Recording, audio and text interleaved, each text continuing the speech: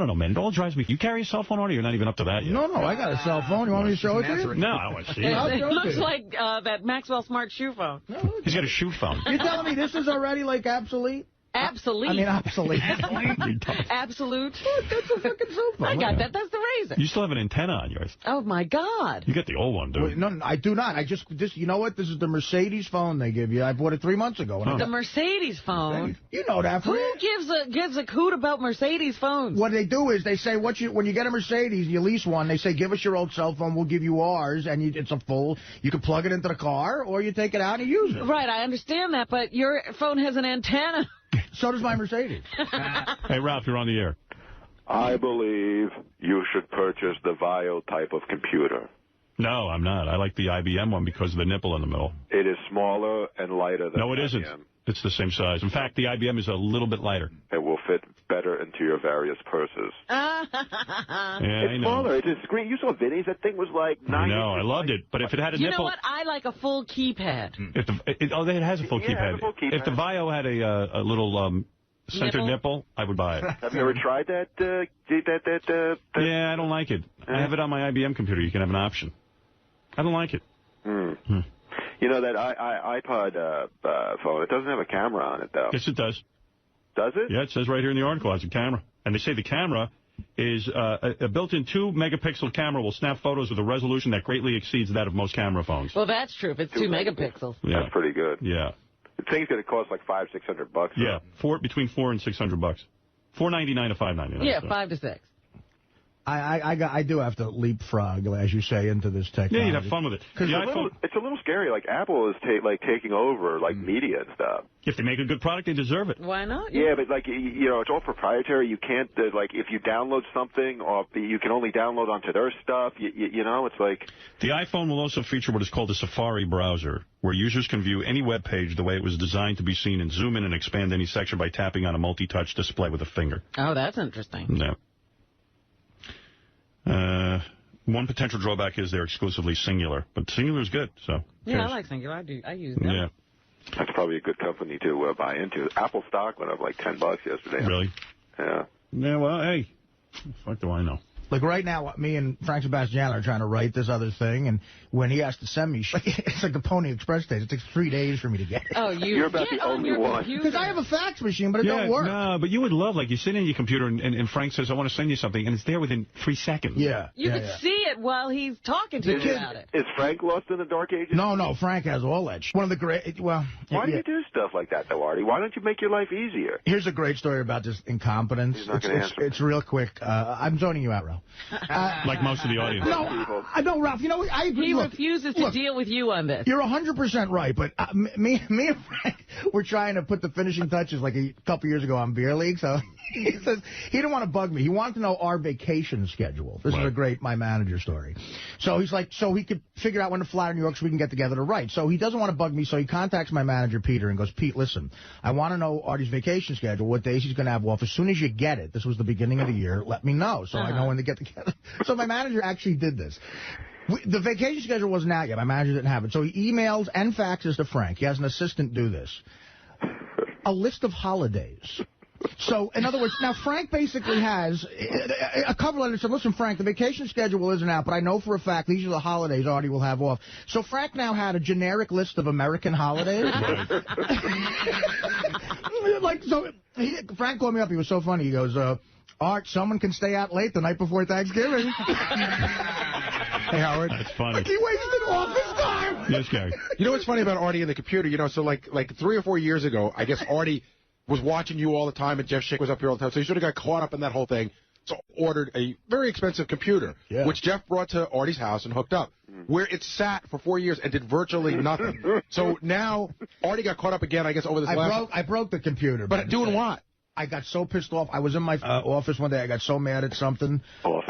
So mad about something that rhymes with Zana. And I hit the laptop with like a bat. Picked up a bat, and I just went boom. Oh, my God. You took it out on the computer. Yeah, I did. Wow. So I'm not a wife beater. So, Howard, over this last... computer beater. I am. I believe over this last vacation, because I heard Artie say, did you get a new computer? Well, what happened was it sat there broken for 2 years. Oh. Okay, and then finally Jeff... this assistant kid scheduled it all.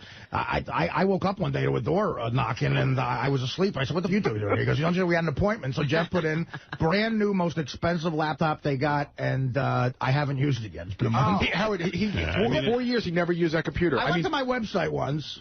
It's so great, though. And so everything's wireless. So you can wireless your house. I'm not arguing Frank with that. could email you any pages he just wrote. Artie, does anything normal go on in your life? It's like everything's a story. Everything goes. Well, you know, like a lot of people, Ralph, I do stay home all day looking at action figures, and you know, I have those normal days where I'm afraid of gas and I won't leave for 4 weeks. It's not normal. Your driving is not normal. How about 40 years? My driving's not normal. How is my driving not normal? You squeeze yourself in that little car and then you drive 900 miles an hour drunk through the streets of New York. Oh. Excuse me, I did hear something the other day. One time that happened. The other day when Artie, Howard, the other day when Artie and Scott got out of here, apparently it took a while for Artie to get the seatbelt. DePace, you're a dirtbag. No, because DePace has one of those awful conservative Republican, I'm conserving everything, chafed cars for one of his jerk-off kids not to, like, hit his head or something. And it's like an enormous, like, ugly A car. It looks like a guy who's never had an ounce of fun in his life. It's a Dodge Charger. A Dodge Charger's like a muscle car. It's like a Mustang. A muscle car. You know what I mean? My car beats the shit out of your car. 350 horsepower. So what happened? You couldn't get the seatbelt on? It looks like my car's Big Dumb Bodyguard. What did you do? You already couldn't get the seatbelt on, Scott? No, what happened was it's one of those like awful cars where it's like, if you don't put the seatbelt on, it's like ding, ding, ding. It has a weight sensor in the front seat. It does not. Yes, it does. I swear to God. Well, tell it to get a hair sensor. It's for safety for kids. If there's a kid there, it'll turn the airbag off. Oh, you don't be kids. Don't be safe. So Artie's sitting in it, and the computer went, that's no kid. That's a kid with the Ed Musburger's disease. So Artie called into the show, was waiting on hold, and that's the noise I heard the whole time. I said, Artie, you got to put the seatbelt on, but he couldn't get it over. He's going, I'm trying to help him. I don't want to be. I hate seatbelts. They're awful. Oh, that's smart. They're dumb. It looked like his arms are real short. You know, he was like trying to. My arms are real short. So how long did it take him to wrestle with the seatbelt before finally got on? Who won? 5 minutes, and then finally we got it. Were you trying to help him? I had to do it. I buckled it in. You buckled him in. Yeah.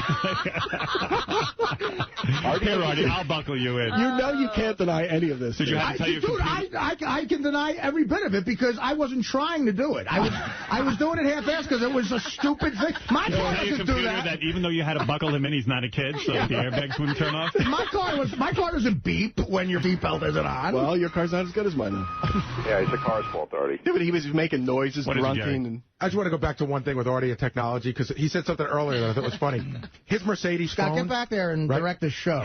Yeah. His Mercedes phone that he has, those things are insanely expensive, Howard, because I went through this with BMW. Right, I know. This is before Bluetooth, right? Now there's Bluetooth, but before that, and that's why Artie keeps doing it, you buy the phone with the car, I think it's like $1,000 for the phone. It is. It's very Ralph's life, because Artie has a conscience. You know, and Artie gets tortured by things all the time. Ralph will show up and do things. It doesn't bother him. You'd rather be an asshole. But Artie has like an asshole must be a great thing because assholes don't care. That's right. Wait, what do you mean I have no conscience, Gary? I mean, like, you have no problem making Dana sit in the back of the car because you're back row. You have no problem taking, you know, she offered.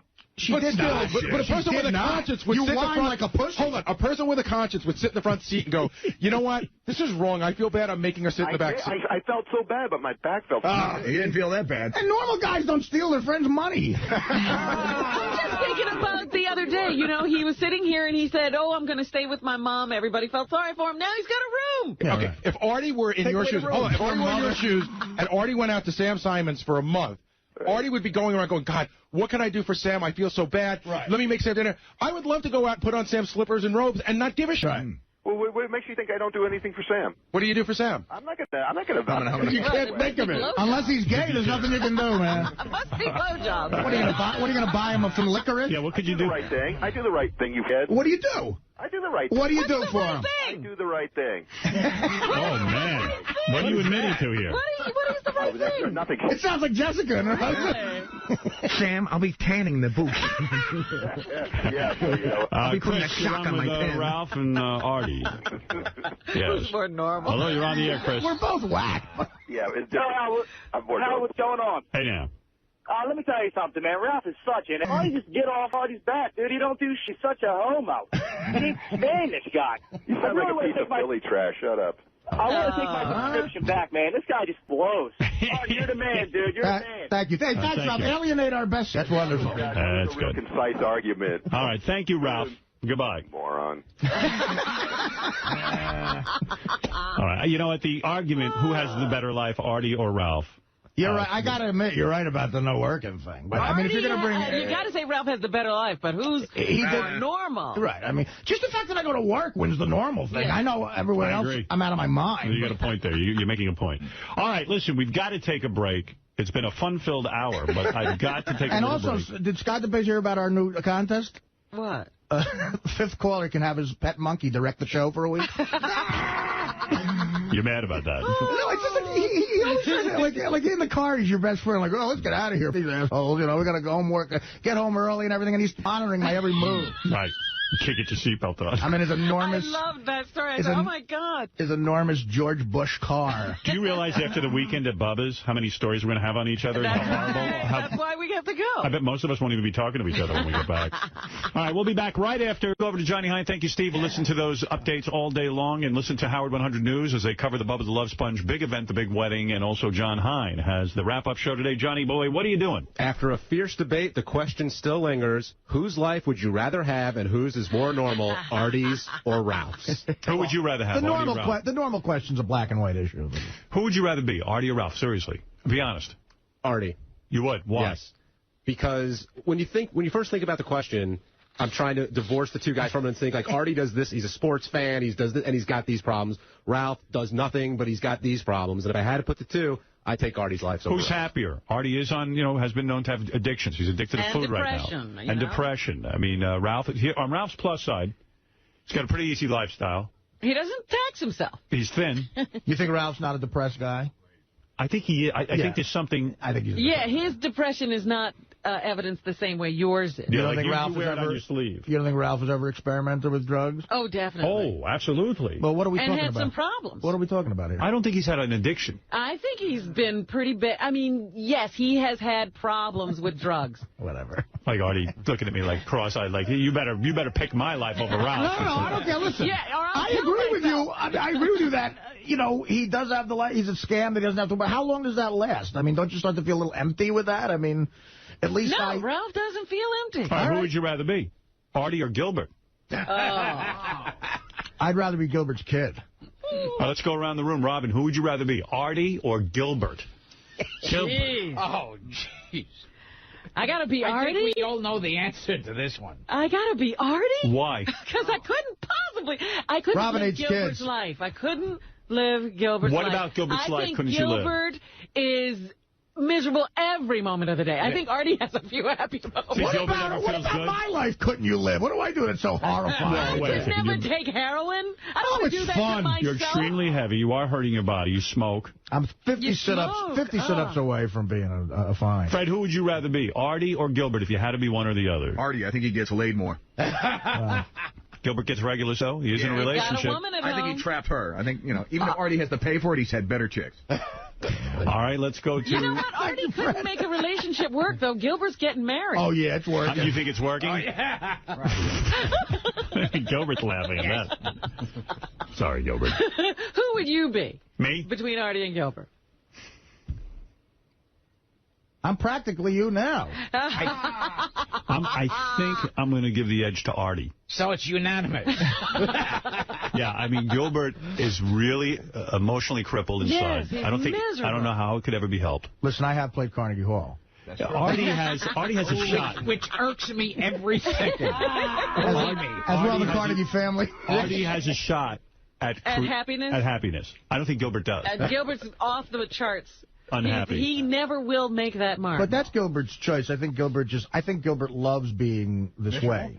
Yeah. No, I mean, he's clearly a smart enough guy to know how to, get out of certain ruts that might... No, that's not how it works. Do you ever wake up happy? No. No. Okay. You ever go to sleep happy? No. Have you ever been happy? I don't wake up in the middle of the night happy. I'm curious about something. I first saw Gilbert do stand-up. at Caroline's by the seaport. We went for my 20th birthday. So this is October of 1987. Me and 10 of my buddies. He destroyed. He killed. Sold out. As a matter of fact, when we called to get reservations, this is 20 years ago now. They said, hey, look, you're going to have to wait. We might add a show with Gilbert. It's always sold out. We watched him. He does an hour. Unbelievably funny. In those days, Gilbert, did you enjoy your life? You're in your early 30s at the time, probably. You're killing every night. You got that kind of success? Was there any happiness there? Not really. No. Have you ever tried medication to make yourself happy? Have you ever medicated? Or That medication makes you constipated, doesn't it? And by the way, if you guys want to see that same act I saw 20 years ago, go to Caroline's this weekend. It's the exact same hour. The exact same hour.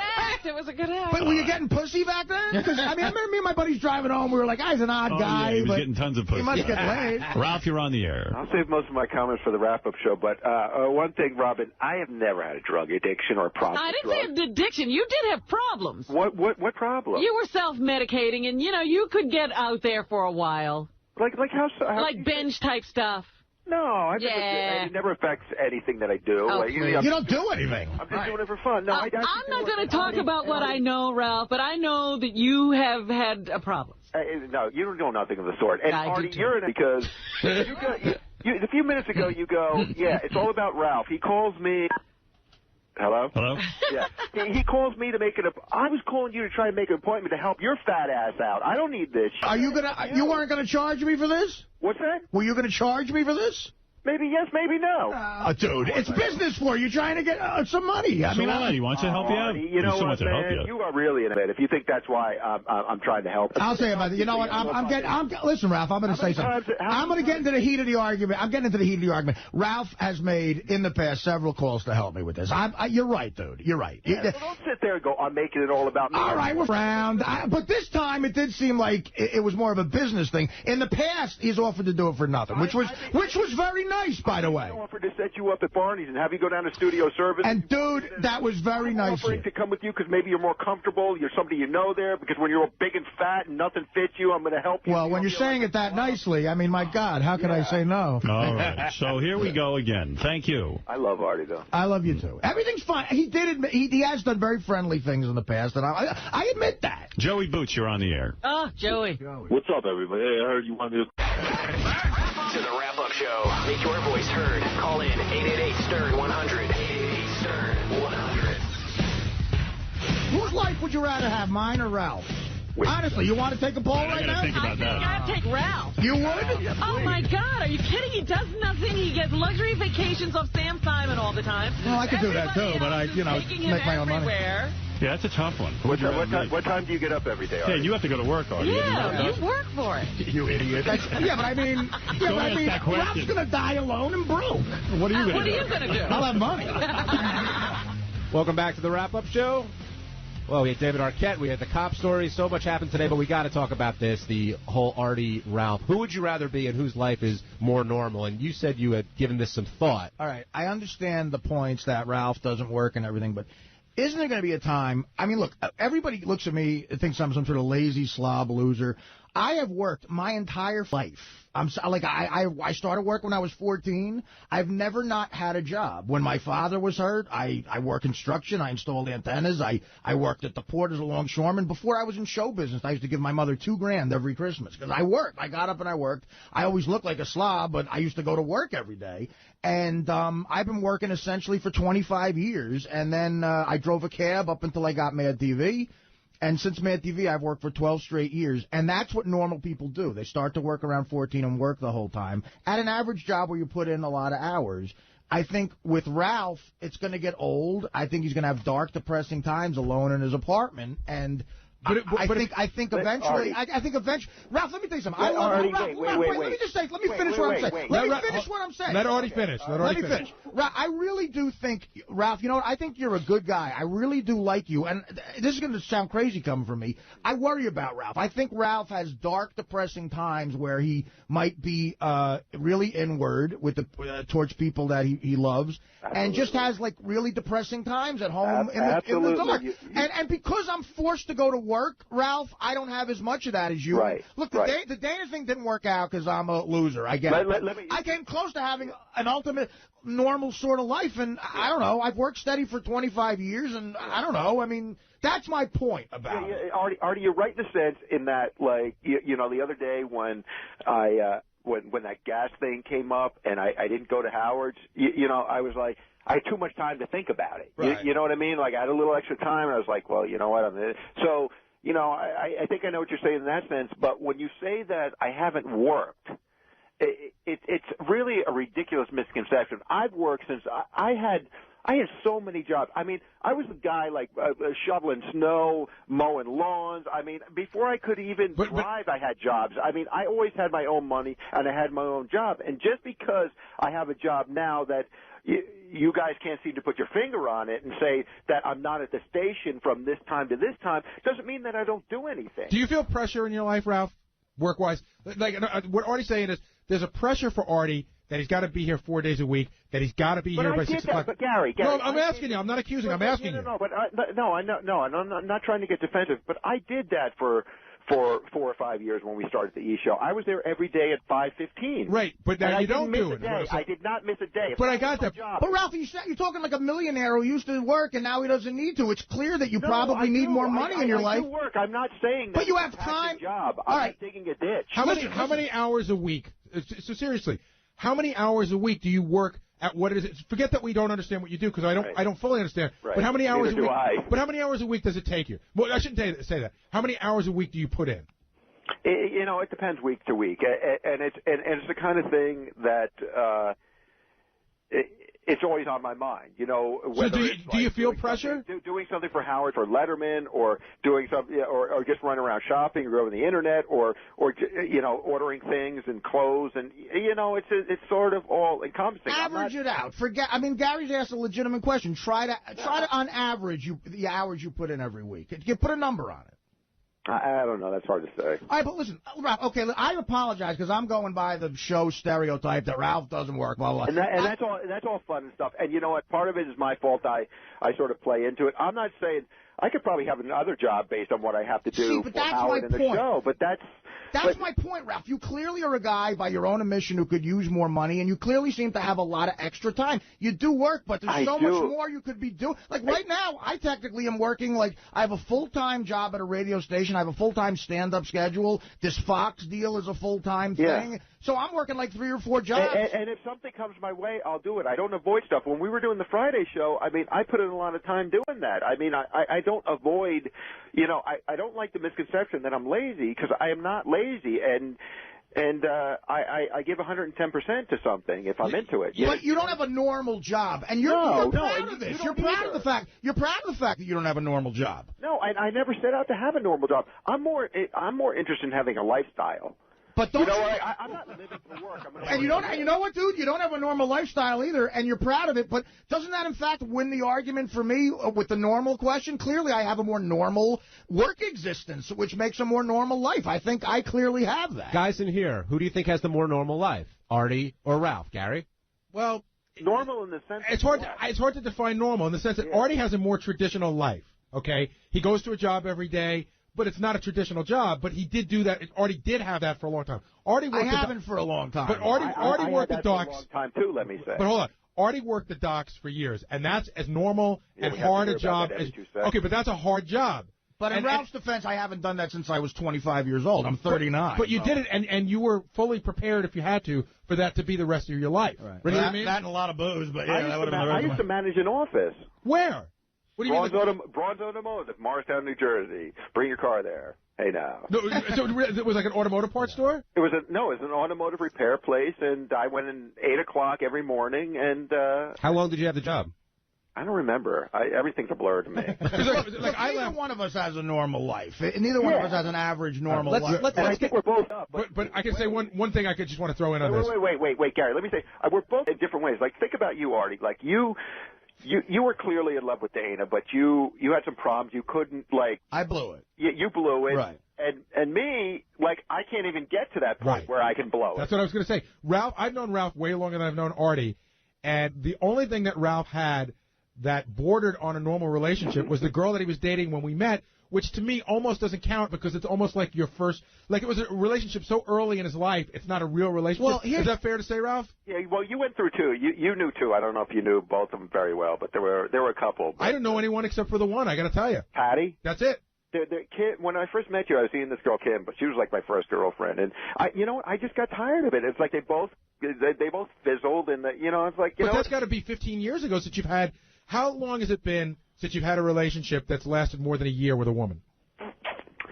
I would say the girl that Howard's dog is named after, which is Bianca, which was last time I was seeing her was a Christmas Eve party that Howard had. I mean, New Year's Eve party Howard had. Oh, I met her then. I was at that party. She was very pretty. But you dated her? Yeah, she ended up in the bathroom with John Popper's girlfriend. Yeah, no, first John Popper's girlfriend. If I see her again, I'm slapping her in the face. But what is it, Ralph? You dated her for a year, that girl? Over a year? Yeah, probably. Yeah, maybe. Well, let's get to the bigger question. Okay, but see, here's the thing. This to me wins. I won't say that I'm not. This to me wins the more normal argument for me because I'm not trying to say I'm more normal than Gary or the guy down the street. That's not the argument. I'm trying to say I'm more normal than Ralph. All right, wait. Hold on, Ralph. Hold on, because we're short on time here. Let's get past the normal thing and move on. The bigger question is, whose life would you rather have? And people were saying before, oh, it's a no-brainer, and then they would say Artie or Ralph. And I don't think this is a very easy answer for a lot of people. Artie's life has more of the accoutrements. There's the money, there's the apartment, there's all the great toys. But Artie, I think, and again, Ralph, I'm not hitting you below the belt, I think Artie feels more.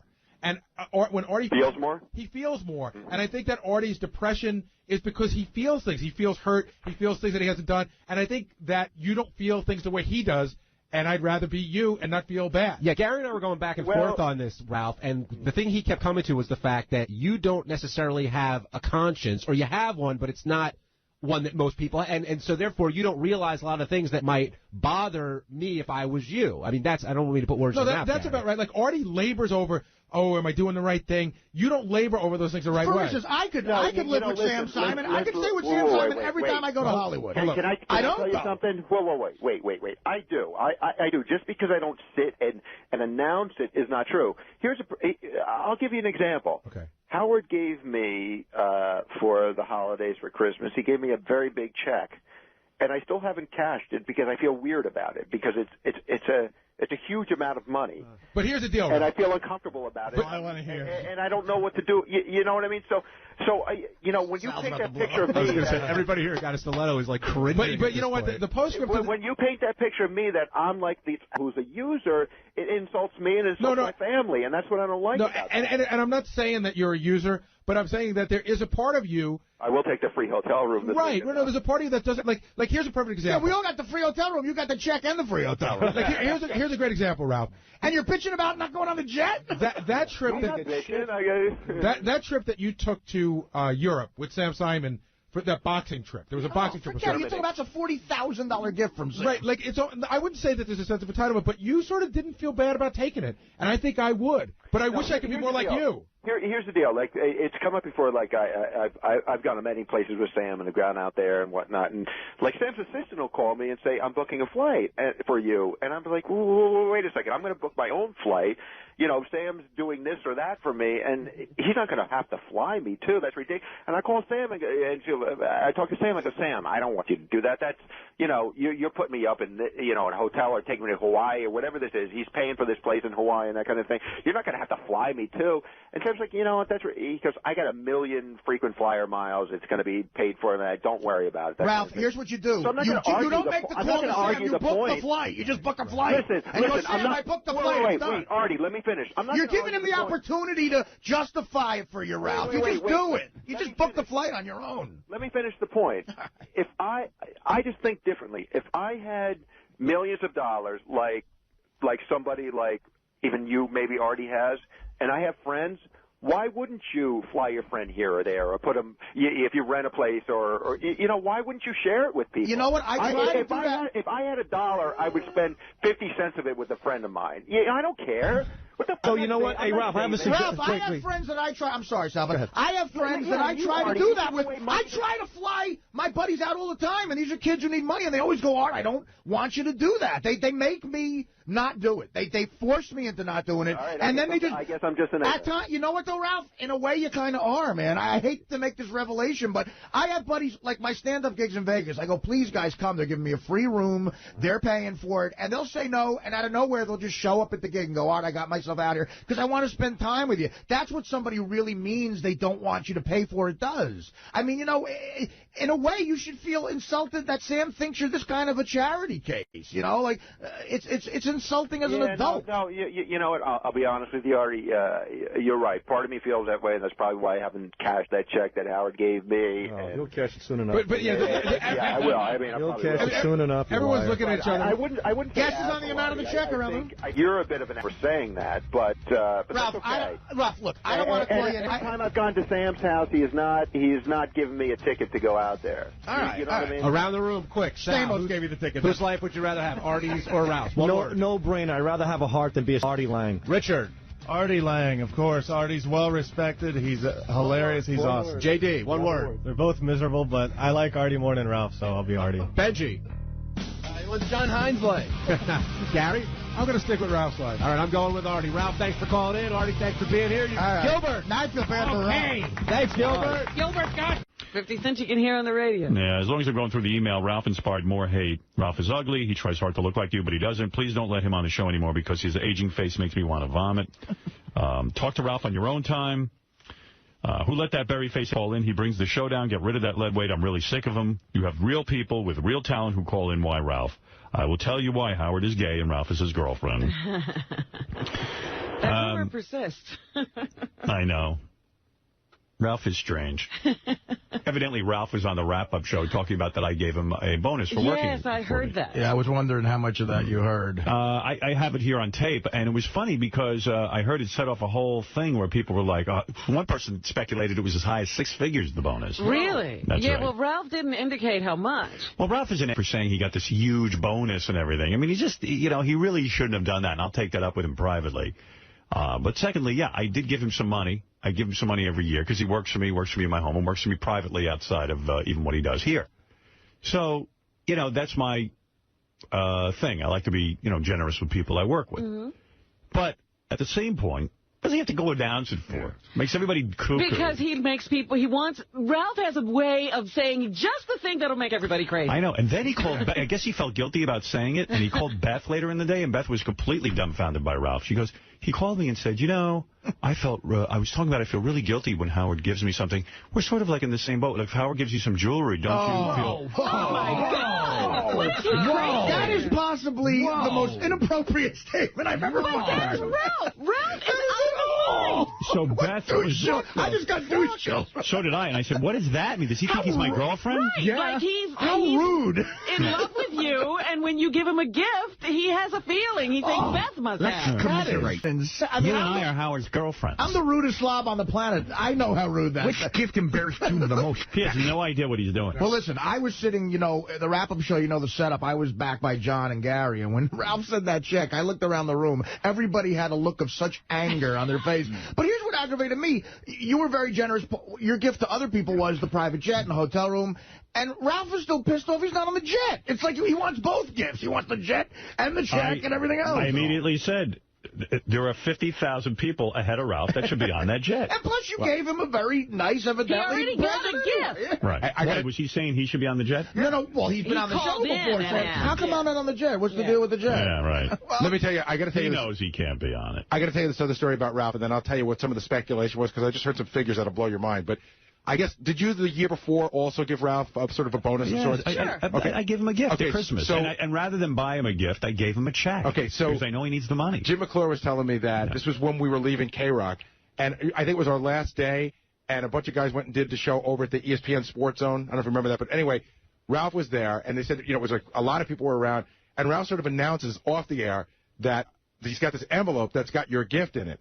Then he puts it under the table, and he opens it, and he goes, whoa, and puts it back, and everyone was like, it was just so weird. It was weird. There's some weird thing that goes on with him. I work for a celebrity. He's been trying to announce this gift. He finally, nobody would pick up on the hints he was dropping, I guess. Yeah. So he finally had to just blurt it out. What is that about, though? Why do you think he needs to do that? I don't know. You know, Ralph is self-destructive. It validates his relationship with you. But he's also self-destructive in the sense that he could damage that relationship. But here's Ralph. He's the that will do that. But when he takes us to a different level, because he'll do that and then not pay for the check. You know what I mean? It's like he'll then make you pay for lunch. Right. You got into it with him on the wrap-up show. I'll play some of that. Did you hear the wrap-up show? I only heard bits and pieces of it this morning when I was listening to the replay. Two subjects were covered. The fact that me and Gilbert completely offended Robin, and I apologize. You didn't offend me. I couldn't hear myself, and I was trying not offended. to have a conversation. You got mad at me, and I hate when Robin gets mad at me. I didn't get mad at you. She wasn't mad. No, she was not. Not at you. I was trying. Actually, there was a story I've been meaning to bring up about that senator who has, and I really wanted to have a discussion about it, and you guys were carrying on, and I couldn't even hear myself think. Well, for whatever it was, I apologize. You don't have to apologize. Scott DePace said it was the funniest thing in the world, you and I trying to have a discussion with those. It was. But that's what made it all work, and we know that. The speculation that Robin was angry came afterwards because we asked her to do the wrap-up show. I didn't ask her personally. But every time there's a racial incident on the show, you don't have to come get Robin. She's the default. We just wanted to get you because you were pissed. I didn't know whether it was racial or not. That's the whole point. When I screamed, shut the fuck. Really? Just shut the fuck so I can talk. But that's the highlight of the show. I'm sort of offended Robin thinks I wanted her on because it was. We just wanted to find out why Robin was pissed. You wanted to talk about what Gilbert and Artie. I didn't even, half the time I would listen and hear a name yelled out, but I didn't even know what they were doing. We were just annoying. Eric the Midget, you're on the air. Fred will scare the clouds away. Brian, you're on the air in Red Hill. Howard. Hey now. Hey now. Hey, congratulations on your 1 year. Thank you. Artie. Artie, hello. Nah, that's right. I forgot he laughed. I saw his movie. I thought he was great. But the last time I saw him was like on the E! Show.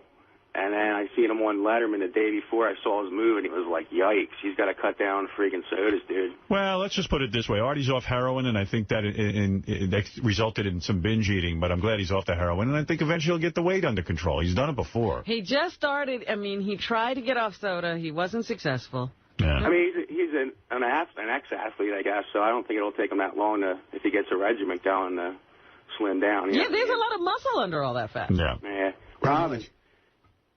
Yes? Were you really pissed yesterday in the hallway after the show before the wrap-up? No. No, I was not. I can attest to that. I was with Robin, and Robin said to me, this is silly. I got to go. I couldn't be on the wrap-up show today. I got an appointment, and these guys are acting like I'm pissed. I'm really not. But I've been listening since, like, '86, a long time. Yeah. And yesterday's news, I think it's like an instant classic with Gilbert in there. Most definitely. I was the Barry thing. I mean, it was getting a little annoying after a while, but, you know, I think it's an instant classic. Yeah, well, then... glad you enjoyed it. Glad you enjoyed the show. That's all that counts. It's here for you. Pete, you're on the air in London, Canada, believe it or not. Pete, you're on the air. Hey, now. Thank you so much for the past year, everybody. I don't want to name names because I don't want to forget anybody. You all do a fantastic job. Thank you. I live in an area where I've never been able to get you where I live, at home. I could only listen to you if I was out on the road on business or something. And so this past year has just been phenomenal. You know, this last year has been phenomenal for us as well, and got a nice letter here. A couple of nice letters. Happy 1 year. I'm from Amarillo, Texas. I just wanted to say thank you. I've been stuck listening to those lame-ass Bob and Tom every morning, and now that I've got Sirius for Christmas, I feel like I've been liberated. I have never enjoyed morning radio so much. This is the very best. My commute to work is ridiculously great. Now, it stays on Howard 100 and Howard 101 all day long. Thank you again, Howard, and the rest of the gang. And may your next year be better than the first. Congratulations. Thanks, Kevin from... Where's Kevin from? I don't know where Kevin's from. From heaven. From heaven. Kevin from heaven. Yeah. Not a lot made in the newspaper about our old radio station in New York completely. You know, that is amazing. Is there a payoff there or something? Because our old radio station in New York... If you took a minor dip in the ratings, it was headline news. David Hinckley used to write an article and go, sometimes I'd be number one, but instead of a 9.8, I'd have a 9.6. Right. It wasn't like you changed your rating. Stern down. But if you just didn't get as many numbers or as high a numbers you did the last time, there was big news about your demise. The fall ratings now have the whole radio station, K-Rock, lower when David Lee Roth was there. Well, you know, they keep making the wrong move. They shouldn't have gotten rid of David. Well, it certainly would have been cheaper. Can I just ask, is that an American thing? Like, I've noticed in Canada that there seems to be a media bias. That I mean, personally, I'm a big fan, and so I've sort of known things when they come out. I had friends of mine come up to me, oh, so I hear Howard's in hot water now, when you were off the air for one day or something. Yeah, there's tremendous media bias. You know, it's begrudgingly. You know, they report on stuff about me, but it's done begrudgingly. I mean, this is one of the biggest successes in history. And you can't get anybody to write about. Yeah, it's, you know, you can occasionally get a reporter who's hip to the show to write about it. But, you know, for the most part, I mean, I don't go out and sit there and form relationships with the press. I'm not running for president. But I'm talking about the media writers, particularly in New York. You just can't get them to do it. And they'll even quote guys who have ties to terrestrial radio, like Inside Radio. Clear Channel owns it, and they'll write about me, and then they'll quote it like it's an independent publication. It's like going to Clear Channel and asking for an opinion on satellite radio. It's absolutely ludicrous. The level of reporting sometimes is really, really low. We're speaking to someone we know. I don't know if he wants his name associated with this, but he said that the reason Rosie O'Donnell is secretly happy about the Donald Trump stuff, she actually has been planning. Her contract only runs through September. She wants to get out, and she wants to start up her own show again. Where she doesn't have to answer to Barbara Walters. Deal with all those people and have her own say. Yeah. So this will be a perfect way to exit and start her own thing. Thanks a lot, my friend. Thank you for calling. Thank you. Oh, can I just ask real quick? Yep. The Ralphie Cakes song parody. Yes. Who did that? That was done by a comedian friend of ours. Genius. That's brilliant. Who did that, Fred? Michael Morse. Who else would think to rhyme slow-mo with homo? Michael Morse. Love it. Yeah. Ralphie Cakes, you are a lazy homo. Ralphie Cakes, it's like you work in slow-mo, you're a bum. No job gets done.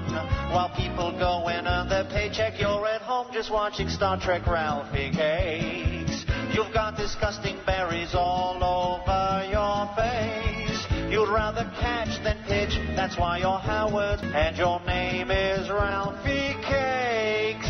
Yes, and let's go to Chad. Let's get a bunch of people on the air here. Chad, go ahead, you're on the air. Hey now. Hey now. Howard, how are you? All right, brother. And congratulations on your 1-year anniversary. We're all psyched about it, thank you. Hey, Artie, before I say this, I got to let you know I love you, bro. Thanks, brother. But it sounds to me, with these measurements, the kind of material he's using is going to be vinyl siding. It does sound like he's building a deck or something. On a serious note, Howard, I'd like to really thank you for supporting the police community. This is Chad from the cop from Westchester. Yes. And whoever put it together in September, Irish John, High Pitch, and Scott the engineer came up to Connecticut to support a sergeant there who had died, and they were awesome. They really were, and it chokes me up to say this, but you guys are awesome supporters of the police community, and they were awesome there. They really did. They really went out of their way to try to raise money for this gentleman and his family. I am glad that is going on, and I'm glad if I didn't realize that, Scott. The guys are out there helping. I would like to, in return, if there's anything I could ever do. I'm a police officer. I have a lot of time off for my job, so. Well, we would like a free ride if we ever kill anyone. If you could arrange that, that'd be nice. You know, if I could give my number to Gary or someone. All right, hold on. Be on file. We'd appreciate that. We need a cop on file. Howard needs that badge that you get off of a killing. Yeah, I don't want to just get out of like speeding tickets. I want to be able to do anything above the law. Thank you. Hold on. All right. Yeah. I'm planning on running a red light in Albany. I want the ultimate badge, you know. A license to kill. Let's go to Matt. Matt wants to say hi to us. Matt, you're on the air in Naples, Florida. Hey now. Hey now, Naples. Hey now. Hey now. Hey now. What can we do for you, Matt? How you doing, Howard? All right. Hey, it's going to be, like minus 10 degrees tonight in Florida, so you guys better bring some clothes. What do you mean minus 10? Minus 10. It's supposed to snow down here. Get out of here. I'm just kidding. You're going to bum us out. Hook Nose Mike, you're on in Tampa. Hey, good morning, Howard, you hook-nosed Jew bastard. That's what Will said. When I called in, Will goes, dude, I heard it's going to snow. I was like, dude, it's the Sunshine State. It doesn't snow down here. Right. You know what I mean? What's the temperature in Tampa right now? Right now, I have 50 degrees reading on my dash. And 50? You're going to be a little chilly in that, baby. Hey, listen, it's only 7 a.m. It warms up about 1, 2 o'clock, and it gets up to about 75. So it ain't Miami, though, man. Right. Tampa in January is not what I call pool weather. You better do better than 50, Mike, or we're turning our ass around. We're going right over to Miami. Listen, we're like 3 hours north of Miami, so it's a little chillier. But, dude, you'll be able to freaking wear your bathing suit. All I know is it says it's supposed to be 80 degrees in Tampa tomorrow. Right. And that's it. Tomorrow. Well, you know what? The temperature fluctuates pretty quickly. Last Friday, it was 80 degrees at 10 o'clock at night right outside my house, dude. Whoa. We should have been there. 10 o'clock at night, it was 80 degrees. I was like, holy shit. I was almost naked just hanging out. It was beautiful. There you go. Hey, you guys are all set to come down this weekend? Yeah, we're coming down. We're going to Bubba's wedding. I can't wait. Hey, if Ralph gets on the plane, you better keep an eye on it. Make sure you feel anything from you guys. If you guys play poker or something. All right, Mike. Thank you. That'll be good. You know, we sort of glossed over that comment you made about Ralph calling Beth and commiserating. Mm-hmm. That was weird. Here, wait. I didn't even play the rest of the wrap-up show, which I've now lost. Let me see. I don't know what page it's on. Guys, can you help me? Wrap-up show? Oh, I got it. Ralph sucks in pink, upper right-hand corner. My hair? Pink shoe in yellow. Gary, pink shoe in yellow. Yeah, I got it. This is, they talk about Ralph's work ethic. When you say that I haven't worked, it's really a ridiculous misconception. I've worked since I had so many jobs. I mean, I was the guy like shoveling snow, mowing lawns. I mean, before I could even drive, I had jobs. I mean, I always had my own money and I had my own job. And just because I have a job now that you guys can't seem to put your finger on it and say that I'm not at the station from this time to this time doesn't mean that I don't do anything. There's a pressure for Artie that he's got to be here 4 days a week, that he's got to be here by 6 o'clock. But Gary, no, I'm asking you. I'm not accusing. I'm asking you. I'm not trying to get defensive, but I did that for 4 or 5 years when we started the E! Show. I was there every day at 5:15. But Ralph, you're talking like a millionaire who used to work and now he doesn't need to. It's clear that you probably need more money in your life. I do work. I'm not saying that. But you have time. Job. I'm taking a ditch. How many hours a week do you put in? It depends week to week, and it's doing something for Howard for Letterman, or doing something, or just running around shopping, or over the internet, or ordering things and clothes, and it's sort of all encompassing. Average it out. Gary's asked a legitimate question. Try to on average the hours you put in every week. Put a number on it. I don't know. That's hard to say. See? You know what's really funny to me? It sounds like when Ralph was a little boy, he shoveled some snow, and now he's retired. Yeah, he retired. And like Artie made the point, he goes, it's one thing if you're Sam Simon and you worked and you made a lot of money. It's not like he gave up working after shoveling some snow. By the way, he's listing all things that people do besides working, shoveling snow. Here's the wrap-up show discussing whether who's more normal, Ralph or Artie. Oh. I am not lazy, and I give 110% to something if I'm into it. But you don't have a normal job, and you're proud of this. You're proud of the fact that you don't have a normal job. No, I never set out to have a normal job. I'm more interested in having a lifestyle. But I'm not living for work. And you know what, dude? You don't have a normal lifestyle either, and you're proud of it. But doesn't that, in fact, win the argument for me with the normal question? Clearly, I have a more normal work existence, which makes a more normal life. All right. Wow. And then Artie started calling Ralph a user. It really heated up. Howard gave me And here's Ralph bragging about that I gave him some money instead of a gift for Christmas. The holidays for Christmas. He gave me a very big check.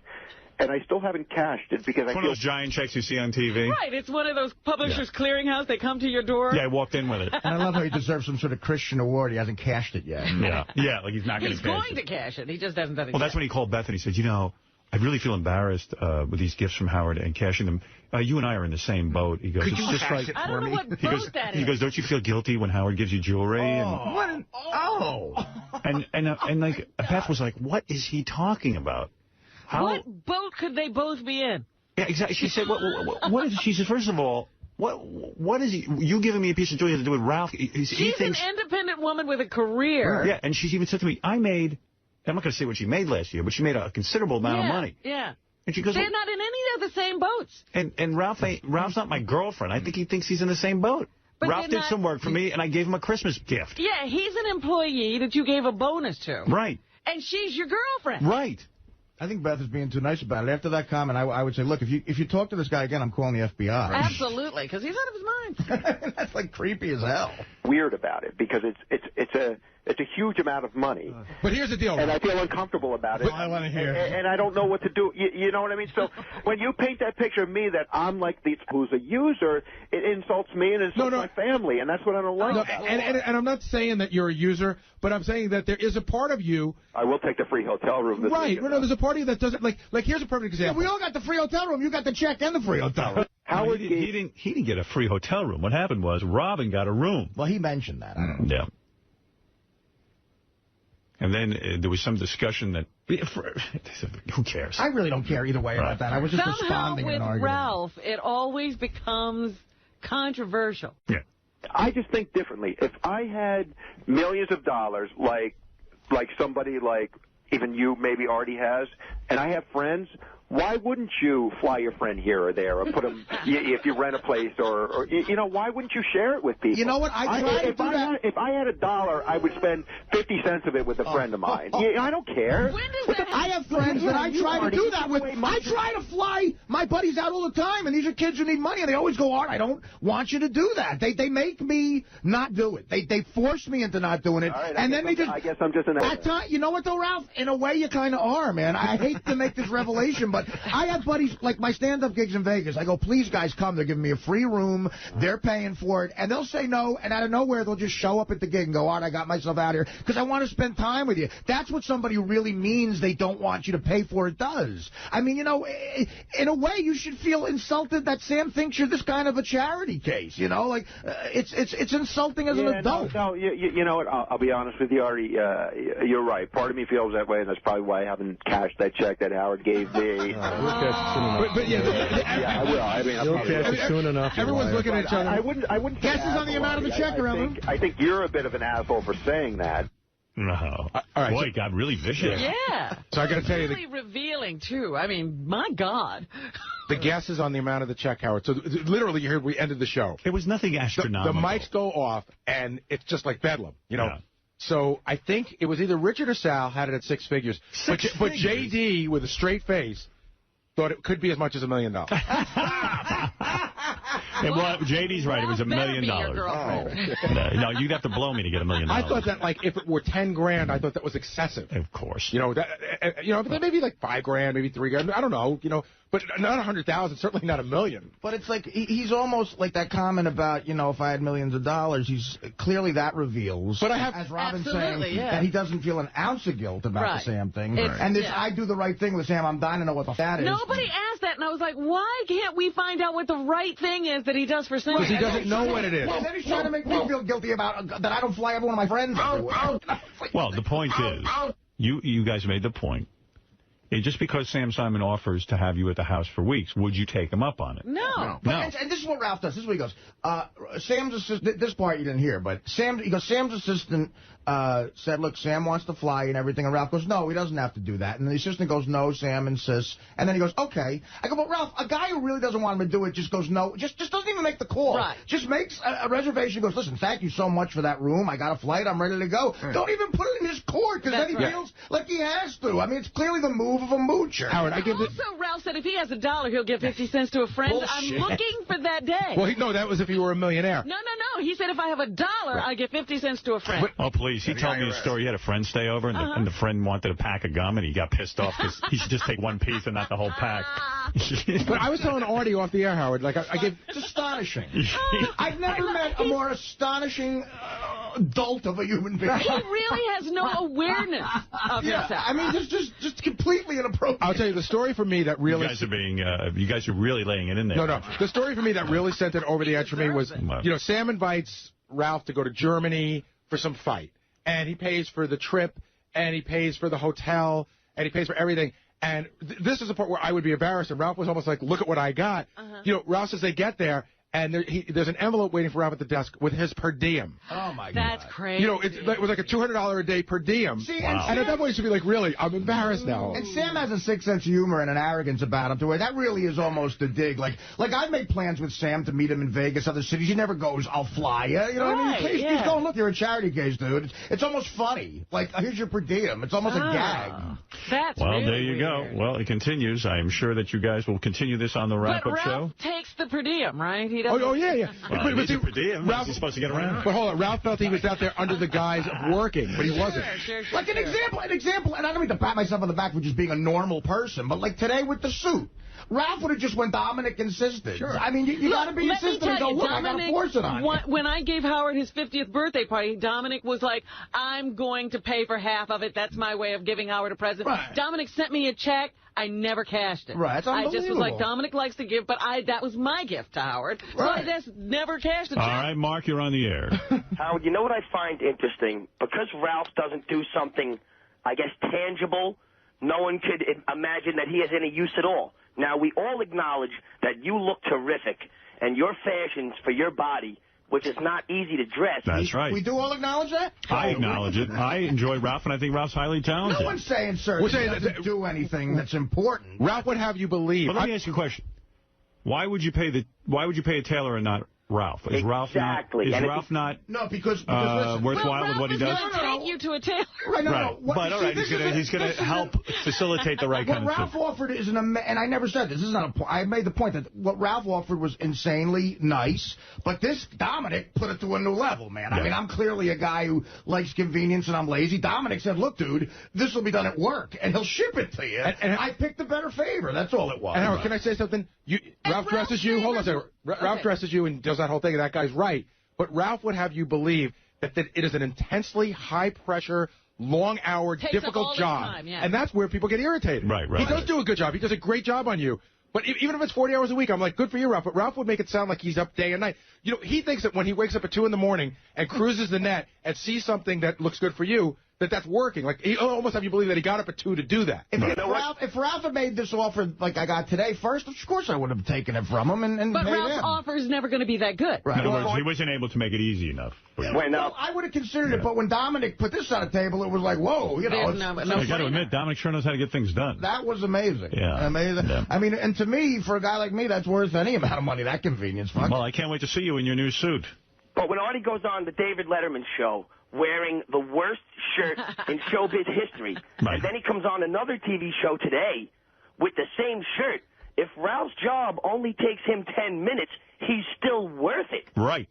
Who cares how long it takes him? Well, sir, I will get you a tape of Howard's Bill Boggs appearance, and you're going to change the shirt thing. Hey, here's something that's going on. Wait a minute. I don't think it's really about whether Ralph does something of value. Yeah, that's not the question. How he makes his, life around that one something. Right. And it always says he never has time for anything else. All right, there we go. I'm going to end that discussion on Ralph. I'm going to move along. Does anyone want to hear Jessica Hunt?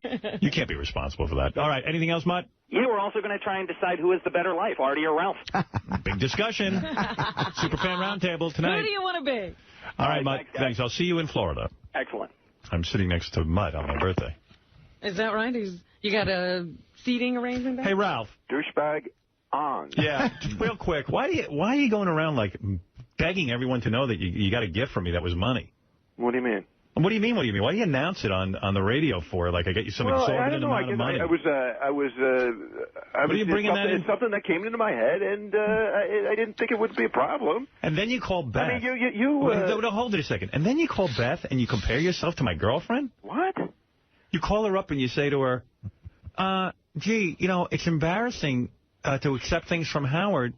Like, isn't it embarrassing for you to accept? You know how you feel when Howard gives you jewelry? That's not it at all. Oh, please. That's not it at all. You're not my girlfriend. I gave you a gift because you worked for me, and I appreciate you. But you're not my girlfriend. You're in two separate boats, and yours is leaking. You said that on the air. And Beth has a way of twisting things. She's not twisting anything. Yeah, she does. Like the time she goes to you that I was an hour and a half late for a meeting with her and I wasn't. That's what I heard from other people. And then the other day when she said that I said that I was going to end up getting a room from somebody for free when she was the one who said to me that she got 2 rooms for everybody and I should just go. And I said, I don't feel comfortable doing that. And then she goes and says to But what about what you said to her? What I said to her How did she twist this? What I had said to her was, if you want me to say what it was, I won't say what it was exactly, but there was something that you had gotten for her. When I was shopping, early on in your relationship, I was shopping for you. You got a bunch of stuff. You picked something out. It was very expensive. And Beth wouldn't accept it. She didn't feel comfortable. No, she didn't accept it because she didn't like it. She said, I'd rather trade it for something else because it's not my style, and I don't want you spending a lot of money on something I'm not going to wear. You related to me that she was just not comfortable accepting she didn't like it. So expensive. No, not at all. And I was just saying I felt weird about it. I mean, like you two. You felt weird about me giving you a Christmas gift based on your work performance? Maybe he's not doing as much as you think Give it back to me. Yeah, you know what? You're right. Maybe you should be embarrassed. I'm not that uncomfortable. No, but seriously. He calls my girlfriend, and he's got to discuss with her. You go, like, you know how you get ashamed, that they go embarrassed? See, this is what you... You're not my girlfriend. That's all I want to say. This is what You're not my girlfriend. Great couple. You two sit there, and you're two little, like gossips, and that's no, why we're you not. guys love each other. Just about you. Sit there and read your little Us magazine, and your little In Touch, and all those other little things, and you love it, and you love to... Whatever. That's sort of what I imagine it's like when you and Ralph are in the closet with your little Us magazines and your little gossip, Ralph. Right. Now go back to your job. Don't be busy telling everyone when I get you. Where are you? You there? Must have hung up on him. Ralph? I think you hurt her feelings. Might have hurt her feelings. Douchebag knocked off? Bubba? Ralph needs a good slap. Maybe one of my hillbillies down here can set him straight. He needs to go to Bubba Man Camp. What, are you ready for the wedding? Yeah, got a couple questions. Right. What? One, you guys don't, there's no agenda. You guys can do whatever the hell you want. We're just trying to be good hosts and offer you something. You know, if a couple people want to come over to the studio, they can. Dollhouse, fine. But hell, I don't expect, or you guys do whatever you want. All right, okay, because, like, everyone is confused. Yeah, we're coming down for the good weather, really. Yeah. And we're Artie doesn't even want to go to the wedding. Can you switch the ceremony to the dollhouse? Yeah, Artie didn't want to go to the ceremony. I said, that's rude. Well, here's the deal with Artie and the ceremony. Right. I didn't know I've had a lot of, you know, because for down here, this is kind of a big deal, you know, whatever. And I've had a lot of, you know, hot, at least a half a dozen hot single girls want to come to the ceremony portion. And so I'm thinking, you know, that would be like shooting fish out of a barrel for Artie. Why do they want to come to the ceremony? Well, because, you know, fishing, free drinks, you know, free food, band, you know, a lot of... it's just rude, Artie. You don't say you're not going to go to the ceremony. Yeah, show up for food. I've done it plenty of times. I've never heard of that. Well, I don't care if you come to the church portion or not, Artie, but you have to come to the ceremony. I got some whores there for you. I'll be around. Don't worry about it, buddy. I'm looking forward to seeing all this. But I'm just saying, should I stack the deck with some of these crickets, or would you just rather try to do it on your own accord? Well, what do you think? Well, I just wondered. Own accord hasn't been going too good. Hey, Ralph's pissed at you now. Oh, well, he's mad at you. So wait, hey, Ralph, go down with Bubba. What the f is your problem now, Bubba? I'm just saying, Ralph, sometimes you come a little cunty, come across a little cunty. What's so cunty about? What am I saying that's cunty? Ralph, listen to me. I don't got time for this bull. Call my show so we can get into this, okay? All I know is there's an office pool on the over-under on your wedding. Well, you know what? I could give. At least I'm marrying a girl. You tell him, Bubba. At least I'm marrying a girl. Whether it lasts a week or 10 years, it doesn't matter. What's the pool, Ralph? I heard a year. I heard 6 months. Over and under is a year? In your defense, Bob, I'm going with over a year. Absolutely. She's been with me for 3. I got a prenup. I don't give a f if I don't last 6. Who cares? What does the prenup say? How much do you owe her if you get divorced? Well, why you guys get into this shit? Bubba doesn't have any money. I don't have no money. And wait, in the event of a divorce, does Sirius not have to pay her anything? She gets what Sirius gives him. Hey, Bubba. Does she have money, Bubba? No. So what does the prenup say? Well, I mean, I got a house. And, I'm probably house rich and cash poor at this juncture. What's the house worth, you think? Oh, God, who cares? $2 million. I don't know. Nuts. $2 million in Tampa. That's a palace. So you get to keep the house? Well, I brought the house into the marriage, so, yeah, I'll take it right out of it, too. So if you get married and divorced, you keep the house. Is she entitled to cash payment? Yeah, a little bit. How much? It's based on a graduated yearly deal. Ooh, what did she get for a year? Yeah, if I have to Bubba the Love Sponge for a year, what do I get? Come on, Robin. Come on. You're killing me, baby. Come on now. If I do good for a year, what do I get? Does she get anything if it's under a year? Listen, guys, that's not right. I can't get into it. Come on, man. You guys are some piranhas. You guys just... Come on, Bubba. Don't be cunty. You guys are just... See, look at Ralph. You're in 5 minutes ago. Now you're back on their team, and it's all against me. The winds have changed. I'm not wishing them anything bad as a couple, but No, Bubba, I think they're a lovely couple. but Bubba took the under on the pool. I do have a very influential friend in Tampa who has a prenup, and he just got married, and she's very beautiful, and he's very well off. He's a good guy, and the magic date of them being together for a year is coming up here, and I just saw him, and she gets nothing if they've been married for less than a year. And he said, I love my wife a lot, but I am telling you that I am looking at that magic year number, kind of thinking about, I can get out now. Absolutely. Yeah, you evaluate it like 11 months. And it's a business proposition. But I mean, hey, she's a good woman, and this business is hard. Well, you guys are, well, Ralph's not, but most of you guys in the room are in it. And, and to understand what we do and stuff, she puts up with it. And she said, now that's what this is going to open up a whole other discussion. But she said, I've never done this, but, if I had a really hot little freak in the studio, that I could bring him back to the house. Yeah, that's true. Yeah, but they always change after the marriage. Then all of a sudden it's like, oh, I don't want to do that. Right. Yeah, see a year down the road if she's telling people to come home with you. Right. Do you ever worry that, this won't be as good, that, she's just not going to put out as much and be as free and open like she did it just to get to marry and stuff? I worry about that a little bit, but as Ralph-ish as I'm going to sound right now, I'm the one telling her no more than she's always asking for it, and after we screw one time, she always wants to go again, and I usually can't because I'm tired. Right. So at this juncture, maybe she's just trying to lull me into a false, rubbing my belly like an alligator, trying to get me to flip over. I don't know, but at this point, it doesn't have a problem. And she's a freak. She really is. Honestly. Here's the thing. And the only way to find it out, really, Bubba, is to marry her, right? Right. I was writing Bubba's check last night. So see, Howard, you don't got to do that. Well, yeah, you do. So I'm sitting there and I'm like, I hope it's as big as Ralph. Yeah, just don't announce it on the air. No, I mean, just a nice gift, And then I said to Beth, I said, I wonder if like Bubba's fiance has great tits and loves showing them and very proud of these tits. And I said, I wonder if her wedding dresses show a lot of titty. I love that's what you're thinking of when you're writing it down. And Beth goes, says, an extra zero, by the way. The titties will give you an extra zero. Beth goes, you don't think she's going to show a lot of titty, do you? During the wedding. And I said, I think she will show a lot of titty at the wedding. Bubba, what is the answer to that? What's the dress look like? Have you seen the dress? Yeah, as much as I'm not supposed to. I'm a control freak. I paid for them. I want to look at it. She probably got topless dress. Right, yeah, there's there's the big holes cut out in the chest. See-through. Could you imagine the balls guys like me and Bubba must have to go up to a hot chick and go, listen, I'm worried this is going to be bad. I'm worried that you're just not going to be able to keep up with us. Because we look like Tom Cruise and Mel Gibson respectively and hot. I mean, but that's the classic example of a guy. We're like cavemen. Even out of shape and you have a hop rod, you go, listen, I'm worried I'm going to be tired of you. Have you seen the wedding dress? Is it a titty dress? Low cut? It's not really low. Well, it's kind of like a tweener. It's kind of low cut. You can see some top boob. Top of the cleave? Because Beth was showing me the dress she's wearing. She had two dresses. I said, bring them both. And then she goes, you think there's too much titty? I go, well, Bubba's wife is going to be topless. Practically. No, Howard, who do you think's got bigger breasts? I think yours does. You think so? Yeah. Yeah, she does have some big bazookas. She's got the silicone. I've seen them.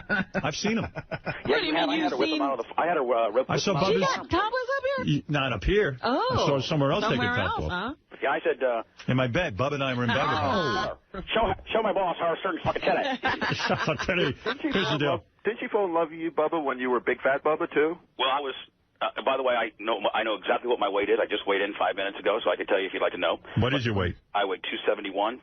Oh, my You're God. thinner than Artie. No, but not by much. What happened to you? No, but Bubba was 400 pounds. I'm being He's creeping back up there. No, the lowest I ever have been when you guys have seen me was 259. I was 259 when one of the very first times I ever met you. When you were taking those water pills so you look thin on TV? I may have been really dehydrated. Tucker Carlson. My walking around weight's about 265, so I'm about 6 pounds heavy. But I've been... Bubba's doing Tucker Carlson. He wants to look thin. Right, so he's he taking takes water pills. pills. Yeah. So. But what about the operation? To bar him for the night. Are you taking pills for the wedding? I was 340 when Heather met me. Wow. Yeah. 340. Okay. Do you know your waist size? Because we just measured Artie for his suit for your wedding. Oh my God, what was that? It was 50. No, it was 44. It was 48. You were 55. No.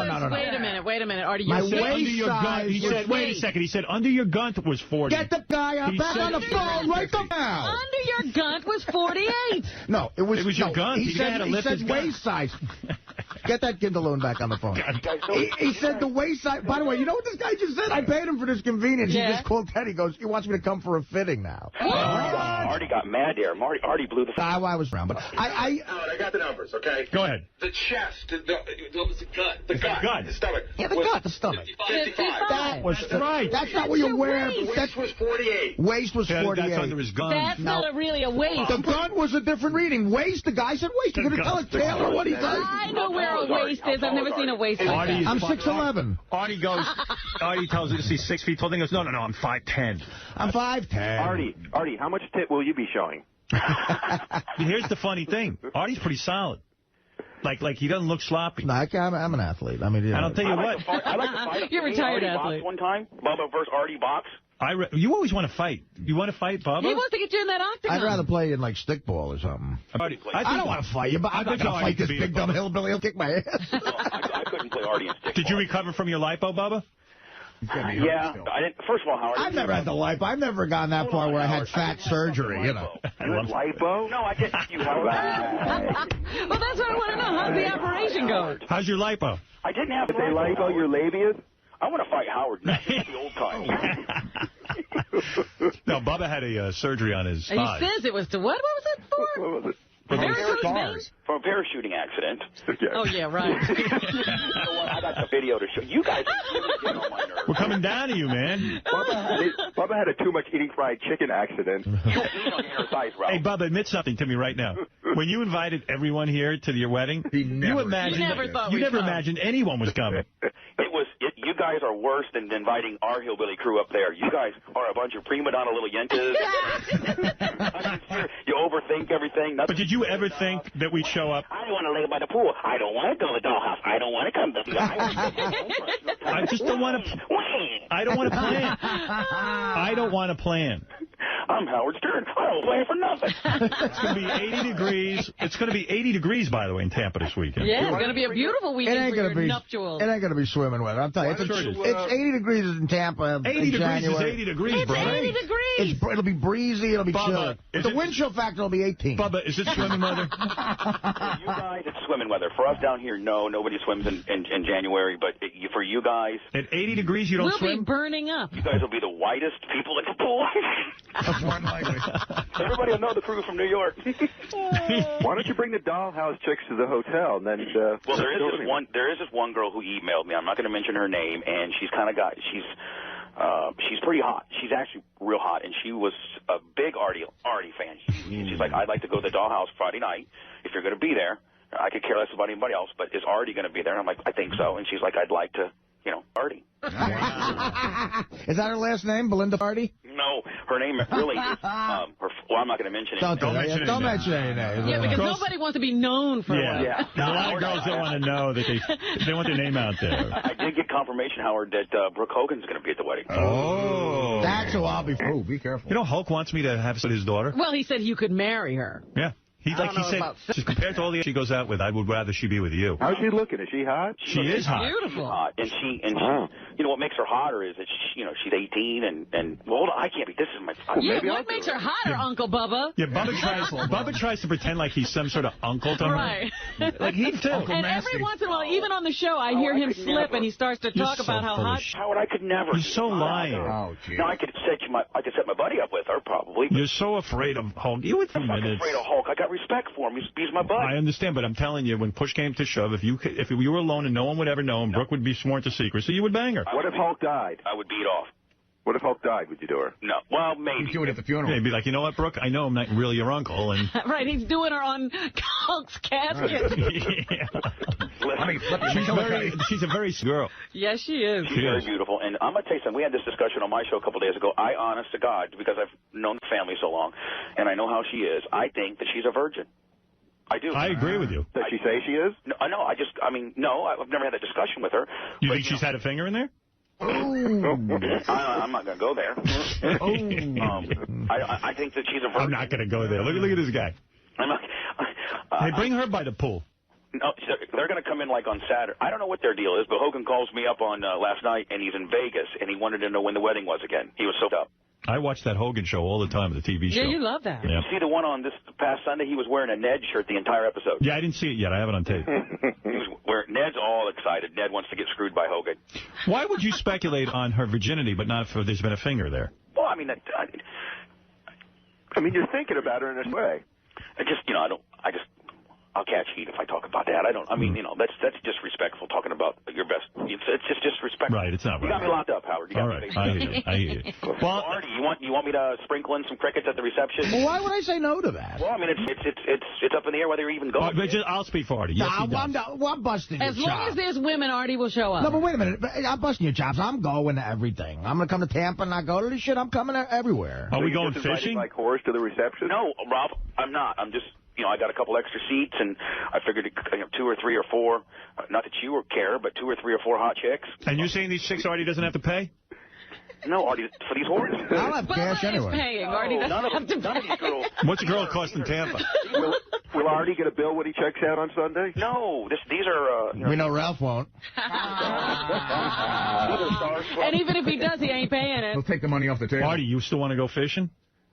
What do you mean fishing? I thought we were going on a boat. I never said fishing. You said a boat. You would get on a boat ride. I don't want to go fishing. Boat ride. 36-foot fountain. With you go out on a boat and you have a sandwich and, bring the hookers on a boat. They really don't have to. No one can see me. About 4 miles and you tell them you have engine problems and they got a sucker swim. That's right. Absolutely. Hey, Bubba, you drive the boat up to the hotel and just pick us up? Yeah, I can. Let me tell you something. From your guys' where you're staying, I live 4 minutes from there. You're kidding. Oh, cool. No, I could take my moped down. I got a couple mopeds.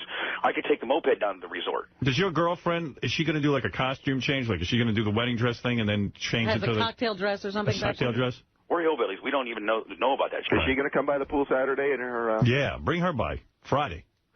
I got some naked pictures of Heather if you want to see her. No, I want to see that. We want to see her naked for real. Yeah. No, she's got Saturday's her big... She's got to do Friday. She's going to the dollhouse Friday. No, but bring her by the pool so we can see her in a bathing suit. Listen, when you guys are sitting... Well, you're on the air, Bubba. Just send over your Heather. You do your show and send Heather over to the pool. While you're sitting there waiting for Howard to show up on Friday, we'll be at the pool. Hey, I'm not Howard's Ralph. You are. Can I get some Fred or Robin support? Somebody a voice of reason in there? I'd like a naked... Just teasing you. A naked slideshow of her at the reception. Let me tell you something. If you saw Heather naked, she's got the most cleanest shaved puss and the nicest tits. You would just go crazy, I'm telling you. No, you do love her. That's great. No, that's it. You better show him. He doesn't believe you. Shut up, Ralph, like you care. I don't believe she has the nicest puss. I want to see it. Liar. By the way, these are Bubba's vows. He's going to stand up and go, she has the nicest tits and puss. There's the deal. This chick's hot. I'm fat. She likes me. She got a nice set of tits, and she signed a prenup. I do. No problem. Are you doing the whole your own vows thing? Well, we wrote some bullet points down for the preacher, and he's going to kind of, lead you through them? Do you think, Bubba, anybody's going to burst out laughing when they ask, does anybody see why these two should not be married? That part's not. Do you think I'm going to put that part at my wedding? Will you say man and wife or husband and wife? I don't know. No. I know that I got a couple outlaw bikers and Gene Lasker that are going to be there for anybody like Sal and Richard that want to get crazy and get slapped in the back of the head. Seriously. Lasker is sitting right behind Sal and Richard. Good. Keep them in mind. Lasker's got an LED belt buckle, supposedly. What will Lasker do to Sal and Richard if they take out their penis at the ceremony? See, here's the deal. You can take out... I expect that towards the latter part of the evening once Heather's parents have left. They're a little conservative. Right. So I expect that, but if it happens too early, like if it would happen at 9... Oh, there's a time. It's okay. Lasker will beat the shot. Well, it's going to be fun. We're going to see you there. We'll see you there today. We'll see you there. Yeah, if you guys want to do something, no, I can't even offer my hospital because you guys take that as an agenda. So you know what? If you need me, call me. All right. Bye, guys. Bye, Bubba. Bye-bye. Good luck. All right, Ralph. Bye. We should do news, Ralph. Defense Al. I think he hates everybody. No, just you. Hey-o. Now, how you doing today, Ralph? You took a little beating yesterday and today with Artie and Howard and your big check announcement. Yeah, I don't know. Shit happens. What are you going to do? But what about that conversation that Howard said you had with Beth? I mean, listening back, you didn't find that creepy at all? Listening back to what? Today, this morning. I don't know if you heard it or not. But Howard brought up the fact that you had talked with Beth about how you felt that you weren't sure whether you should open the gift and you were comparing it to something. No. I explained it on the air. I mean, and Howard's not comfortable with me talking about it, so I'm not going to talk about it. What about the amount of the check? How much is it? Yeah. How many zeros? $400? No, seriously, $450. Just ballpark. Like, no, I would never say. I just thought it was a nice thing he did, and I don't see what's wrong with saying he did a nice thing. And the show's about honesty, and I sort of was getting defensive that everybody called me, and I said, well, hey. I'm not going to call you until you tell me how much that check's worth. What were we going to say, really, Ralph? $600,000. I can buy a small car. Ralph, I don't want the amount. Kidding. Okay. Ralph, I don't want the amount. It's your personal business. Good for you. Over or under 10 grand, though. Over or under? I would never say. Just over or under on 10? Way under. Really? He's lying. He's so lying. Way under. Lying. Look at him lying. Mother. Smile if it's over. Your berry is growing. Now, Ralph, what if you hit the number right on the head when I did? Kidding. Now, when you said that, I mean, you couldn't see it. Everyone in this room literally cringed, anger, the whole 9 yards. You understand why people might feel that way? No. Yeah, they're jealous.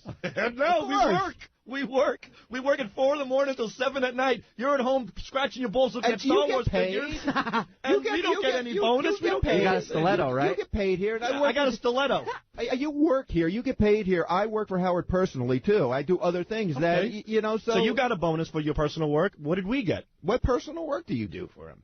We do all his work. I mean, we do his public work, which is everything. You do the work for him on the air. It's a different situation. Yeah, but a lot of favors we do for each other. These guys tie a rubber band around their cocks. Where's their check? Good point. You're lucky to have a job, you freak. I'd rather not get a bonus and be me than get 10 grand and be Ralph Sorella. That's for sure. Yes, you would. All right, we're going to leave this happy place. I want to thank 𝗛cie for coming by. JD, good luck at the AVN. Yeah. Thank you. I expect a full report. Richard and Sal and Ralph, have a good time down at Tampa. Enjoy the wedding. I'm dancing with Ralph. Teddy, thank you. Kevin, thank you. Steve, thank you on the phones. And most of today. Control, Mike. Fuck. All right. One thing that came up, it sort of started on a wrap-up show, and it moved it way over on a Howard show. And this was like, who has the better life, Artie or Ralph? And they looked at it a bunch of angles, like, who would you rather be, or who wouldn't you want to be, or whose life was more normal? But this whole sort of debate came up back and forth about whose life was more, or who had the more charmed life. So I want to go to the fans. I want to hear what you guys have to say, and I want to hear from you at home, because everybody has something to say about Artie and Ralph. I mean, everyone has something to say about one of these two. So call us 888-STERN-101. What, King? There's no doubt about it whatsoever.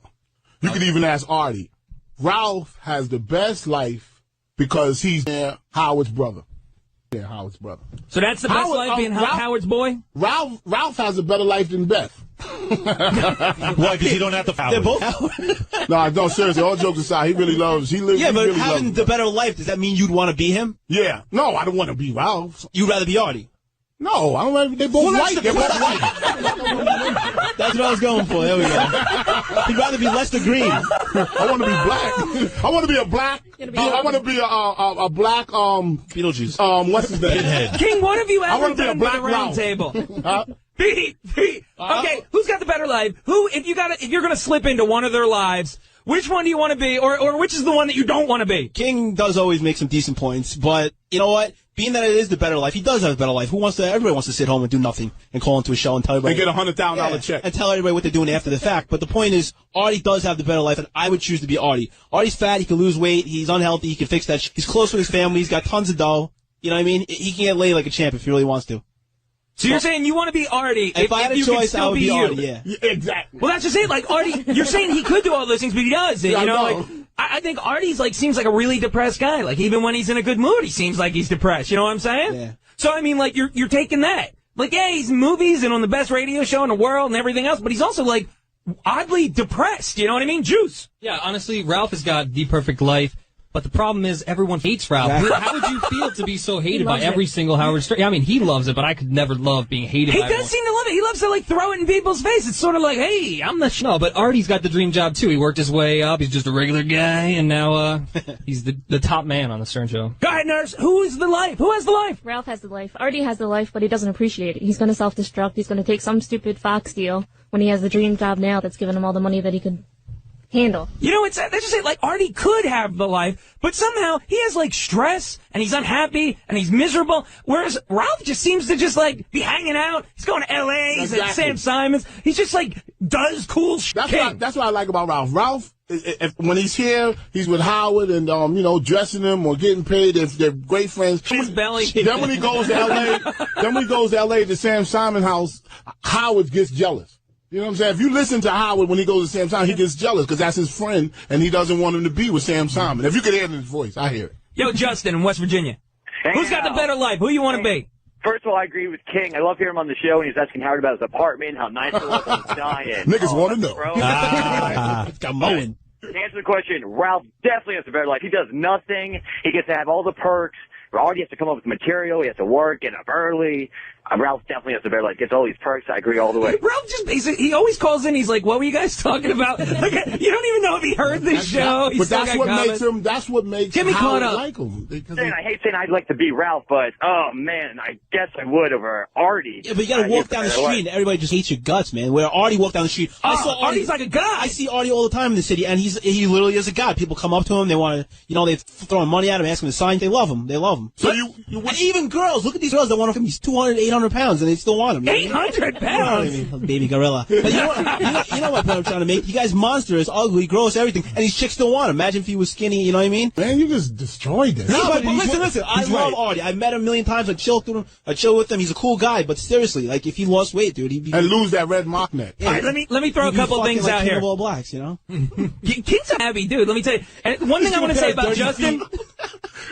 Justin had a comment about King, about how he loved how he was asking Howard all about his apartment. I was just saying this the other day. I love when King does that, too. When he calls up and starts interviewing people about their houses and asks about these weird details and gets all excited, like, I really want to see King still host Howard TV Cribs. Boots, we talked about this before. Yeah. I mean, like, they need to do Howard TV Cribs. No, but we need to go to his King house. As the host. It'll never be his house. No. Even if it's not house, the Whack Packers house. Door. Everybody's house. Don't do another Cribs without King as the host. That would make the show beat. Absolutely. Totally agree with you, man. King, he's got these nutty ideas, mowing, all that other shit. Oh, he'd be like digging through their stuff, and he would be better than the real MTV Did a black person install your stereo? That's what In all fairness, I just want to see Howard's front door. It's just an apartment. It's an apartment. No, it's not any apartment. He's commenting on the doorknob. Yo, check out that doorknob. Because he tries to be so modest. He knows well that that's just crazy. Who makes that lock? Who makes that? That's like a double bolt, isn't it? That's like a Schlosinger lock. That one, right? They make those in Africa. That's a stainless steel shit. The best lock is ignorant. That's that course. See? That's so you guys know. Just what King is, ignorant. Oh, shit. Thanks. So, first off, Justin got me sidetracked off. I got to give King a plug because he needs that show. I want that show. Yes. And I had something else to say, but I forget. The Gilbert? I don't know. I have no idea what the hell it was. Let's talk about mud at the pool. Oh, you know what? I wanted to mention that Artie's going to be on Conan tonight. It's 12:30 at Atlanta. Tonight, we were talking about Artie, so I wanted to throw Artie a plug. You got to see the man. He's sticking around. He gave up the private jet so he could do Conan, plug in the Beer League DVD, and then he'll be flying down to the beach. We'll see him down there. What time is that over there in New York? 12:30. All right after Atlanta. What do you think, turtleneck and leather jacket and corduroys? It's a shame he doesn't have, his new suit ready already. And then, what the hell is the Ralph check thing? The Ralph check? What the hell is up with this check? King, you already said you think it's a 6-figure check. I know how much it is. Oh, yeah, I think about $150. $150 to $200. This is it, because, we were talking about the whole Artie, Ralph, whose life is better. It came out that Ralph was sort of bragging about, the check he got from Howard. Some big fat check. Oh, my. And last year, he got a big fat check that he also bragged about. It's just sort of he sort of held the envelope up for people to see so they could guess what it is. I mean, is this guy making, a whole salary and one little bonus check, Boots? I happen to know, and I'm allowed to speak about this. He got $50,000. Jesus, 50? 50 grand, you think? 50 grand. Where do you come up with this number from? I got it from Ralph himself. Really? $50,000. King, how much you think the check was? Who cares? What should it be? $50,000. $50,000. That's how much you got. I can get that from my father. Minus taxes. I think he got $100,000. You can keep guessing. I'm telling you how much he got. Beat. Who gives a shit? Honestly, we're not talking about Ralph. I care less about Ralph. Does he deserve a big fat check? He deserves nothing. The guy doesn't. No, he deserves it. Listen, He dresses him. We were here a couple weeks ago. He gave Howard a me and look. King were fighting back and forth about Ralph. King loves Ralph for some reason. I don't know why. I don't love him, but he gave Howard a look. You always stick up for him, dude. Don't say you don't like him. Because he gave him a look. Every time you stick up for the guy. Ralph gave Howard a look. Maybe he takes you out shopping with him, but I don't know Howard why. even acknowledged that yesterday. He even said how his hair changed once he met Ralph. Yeah, and then Artie they threw in there, too. They tried to do their hair alike. You cannot like somebody, but still acknowledge what they did good. All right. I got Nurse and the Juice over here. Let's talk to you two for a second. This whole check thing, first off, is it a total douche move to, like, rub the check in people's faces? I mean, like, what is that about? And how much do you think this check was, Nurse? I would have guessed $100,000 until Joey said it. Somewhere around Robin's car, whatever the bonus was. Yeah, I'm saying it was a $6-figure check. I think it was a big, fat $6-figure check. How much it is? Juice! See, I was lowballing. I was going 25, but I don't even think he deserves that, though. I mean, think of how much money he's making for this that he does. They should not pay him at all. He gets no money? No money. I would give him absolutely nothing. I would make him pay me. The outfits that he gets for Howard, that doesn't do it? No. Have you seen what he wears? He wears Adidas T-shirts with a Puma jacket. Like king of all. Yeah, but the way it falls, it looks horrendous. Ralph Dress is good, man. Brandon, San Diego, you're on a round table. He's a pimp. What's up, guys? Yo, kid, we are talking about Artie. We're talking about Ralph. Who has the better life? Who would you rather be? Who don't you want to be? Artie, I'll be Artie hands down, because number one, Artie's got talent where it counts, man. Yes. Ralph is gay. Every gay guy can pick out clothes. I'm not gay. Artie's talented, man. I love that hands down, I got to be Artie because Ralph's gay. Great. Ralph is not gay. I don't want to be the gay. Ralph is not gay. Stop it. Look, man, I got a whole other thing I want to talk about. Eric. To me, Dominic, you have never misled me. You will help me make decisions to go on and make the right decisions. And I got to tell you, man, you never lied to me. You never told me this. Honest to God, you were great for me, and you helped me recover for this. This is now part of my recovery.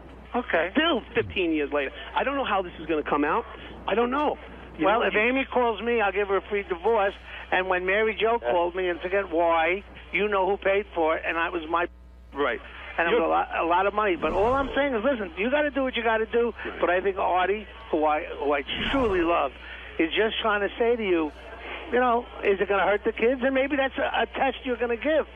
Yeah, I think it's incredible. Dominic, they're not 8 years old. Well, I'm not saying I'm right or wrong. Well, it doesn't matter if a kid is 8 years old. If a kid, are you telling me that at some point or another you don't? Listen. There's a billion women on the planet. We're talking about. There may or may not be We're talking about reasons. specifically the woman who shot and there's Mary their Jo. mother. Listen, you want to know one other thing? People Yeah. are forgetting that she was underage when he was having sex with her, so there was another act of victimization going Nobody on. wants to listen to me. You guys are doing a great fucking Listen, the thing is, here's after I never met Joey's daughter. Joey's going to fuck Amy Fisher. I hear it in his voice. He does not care. He's hell-bent on doing this. But after I met his son... I'm hearing that now they're going to just put the two of them in a house and see what happens. Right. That's crazy. Am I right, David, or not? You are brilliant. You're the only one that makes sense on the show, because to me, you understand this show. Oh, you're nuts, David. I'm going to get on Artie's side in a minute. Yeah, well, listen, people make money off snuff films, too. Really? I don't know why I'm so smart, but I'm telling you. But I can't see. I mean, it's one thing to have them have a meeting. It's another thing to have them dancing around town. Hold it. Going to Vegas. Joey, it's a done deal, isn't it? Pretty much. You're underestimating Amy. Amy has 2 kids. Hold it, Dominic. I didn't get an answer. I didn't get an answer. She's a great mother. I don't think she'll do Joey, anything to harm her kids. Joey. And if you two could put a show on... I got to have a word in here. Joey. I agree with Dominic. I really do. Joey, you're going to have You've sex. always been the voice of reason. Wait. Dominic, God bless you, and I love you. So what do you agree with? He's saying not to have sex with this girl. Well, that's not the issue. That's not I the issue. discussed that on the phone today before they even meet, whether or not they're going to have sex, so Amy's children have to see a headline like that. So what's the issue? You could sell this as a reality show. You want to see them in a house? Wait. Oh, What's the issue? I don't even know. Howard's the only one that brought it up. I've never. No, what is the issue? If you can believe this or not, honestly, from my heart, I owe Amy a huge apology. It's not about sex. For me to get started into this another phase of my life, I owe Amy a huge apology, and whether anybody's there to see it or hear it or not, and I hope somebody is, because I owe it to her publicly. I really do, because of the last try. And the last try, I was a fucking maniac. And by the way, this got the highest ratings of any Entertainment Tonight sweep special ever. I'm sure it did, Dave. I'm not arguing there's going to be interest in this, but, after I met Joey's kid, Paulie, I honestly said to myself that night, I said, wow, that kid turned out great. He's nice. He ducked the bullet. He got through it, and he's going to be fine. And now you're dragging him back into it. Why test him twice? Artie, you and I have something in common. Artie, in my defense to that, I love my children, and I'm sure you speak to Paulie, and he tells you he loves me. We have a great relationship. We go riding our Harleys in the hills and everything, and I have a great relationship with Paulie. Oh, here we go again. Are we there? Yeah, we're here. My son Paulie is not 12 years old anymore. He's 27. He's a grown man. You know? I know, Joe, but and my daughter Jessie, I'm sure you met. You know, she's working hard and she's doing her thing. She's 24 years old. He didn't meet Jessie. He said. Oh, okay. I never met Jessie, but you know, again, I just said to myself, God, this kid ducked such a bullet in his life. Look, and we're going over the same thing. Right. I don't know that Joey's actually. Have you told your children of what you're doing? No. I haven't seen or spoken to either one of my beautiful children. Wait, David, you got to shut up for 3 seconds and let the guy finish his sentence. That's okay. You guys are doing a great job. Joey. Yeah. You said you were interrupted. David jumps on every line you say. What did you say? You haven't seen your kids how long? I haven't seen Paul or Jessie since I went into the county, and that was January. I haven't seen them. So it doesn't I've sound called and left messages for Paulie, but I haven't heard from any. I haven't heard from them. I know that they want to see me and speak with me, but I haven't. And you know, for everything that everybody says about me, and we've all ducked this whole thing, just gotten through it. I am a very sensitive guy, and I know you guys a long time. And Howard, you were the only one there back 15 years ago when all this shit jumped off, and you were really the only one who gave me the chance to speak. Honestly, you really did. You know, and I. All right, so all right. Well, everyone's But just saying to you, better think this through. I haven't seen my kids, and I really need to. But I just got out like 8 days ago, and I'm dealing with so much. There's something wrong here between you and your kids if you haven't seen them for that long. So I would think real hard about whether or not you should see Amy Fisher. I have a question. But on the other Did they hand- visit him in jail? No, he said no. He hasn't seen them. No, I didn't want them to, guys, because it's a real shitty place to be, even for the people who come to visit inmates. It's a bad place to be. All right. Thank you, David. David Kreef. Joey 𝗏𝗪fic𝘄, thank you. And keep us posted on what happens now. Between... You got it, man. All right, very listen, good. guys, honestly, I hope everything turns out all right. I really do. Thanks, Artie. All right. Thank you, guys. Bye, Robin. Bye. Bye. All right. Bye, Howard. You let that guy have it in there. Yeah, I have no more energy. I don't know. There's something about it that struck me the wrong way. And I did meet Joey's kid, and I felt bad. I don't know. I felt bad for the kid, and now it's just. I mean, this is how anybody could disagree with what we were saying in there is beyond me. Well, you were dead on, and you've been in show business a long time. Does he remind you of a lot of the creeps you've met? I don't know, man. I tell you, I've met some creeps, but that takes it to another level, man. That's creepiness at level red. I don't know. And the fact that he tried to feign that he cared and that he cares about people in love. I don't know, man. It's a fucked up world. I'm glad I'm not that healthy, and I'll be leaving soon. Okay, you guys can deal with David Kreef. You know what's really fucked up?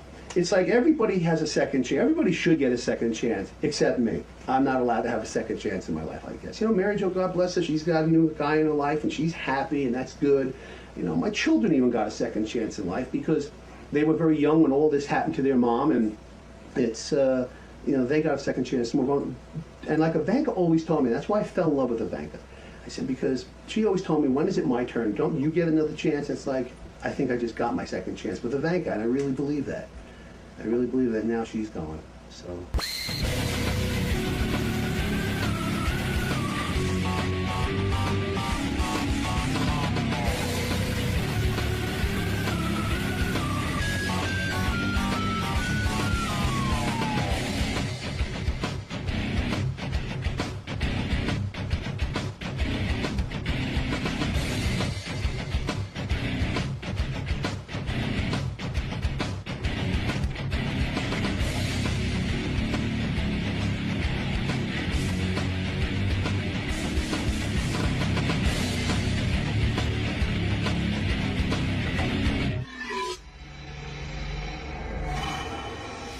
Good to see you, Jonathan. Thank you. Yeah. What's up, Mr. Kimmel? Good to see you, man. What's the big Brett, how are you? Good to see you. Everything good? Just like him, Peter. I don't know what kind of undesirables you guys are going to have in that room. So. It's going to be fun. May I start by asking who's the hot blonde in there? That's Cleto's girlfriend. Okay. Whose girlfriend? Cleto, my band leader. Yeah, what's up? I've been up for a while. I didn't realize I was late. I thought I was supposed to be here at 7:10. I apologize. That's fine. Jimmy Kimmel, who I enjoy and, dare I say, love. Actually, you had to explain your relationship. I thought it was very interesting, you explaining your relationship with Jimmy to Adam. I was upset when Jimmy left my house. Jimmy came over for a week in the summer, and when he left, I was actually upset. I was shocked. You were sorry to see him go. Yeah, I was like, wow, I feel an emptiness. Well, when Adam was here, he explained to Adam, he said, you know, I don't know what happened. I thought you would be my friend, but I like Jimmy better.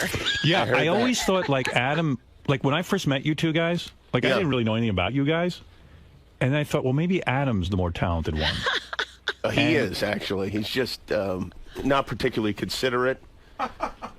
You'll never hear from him. I mean, Adam lives an 18th of a mile from my house. I barely ever see him. Is that right? Rarely hear from him. Oh, yeah. He'll buy houses and not tell me.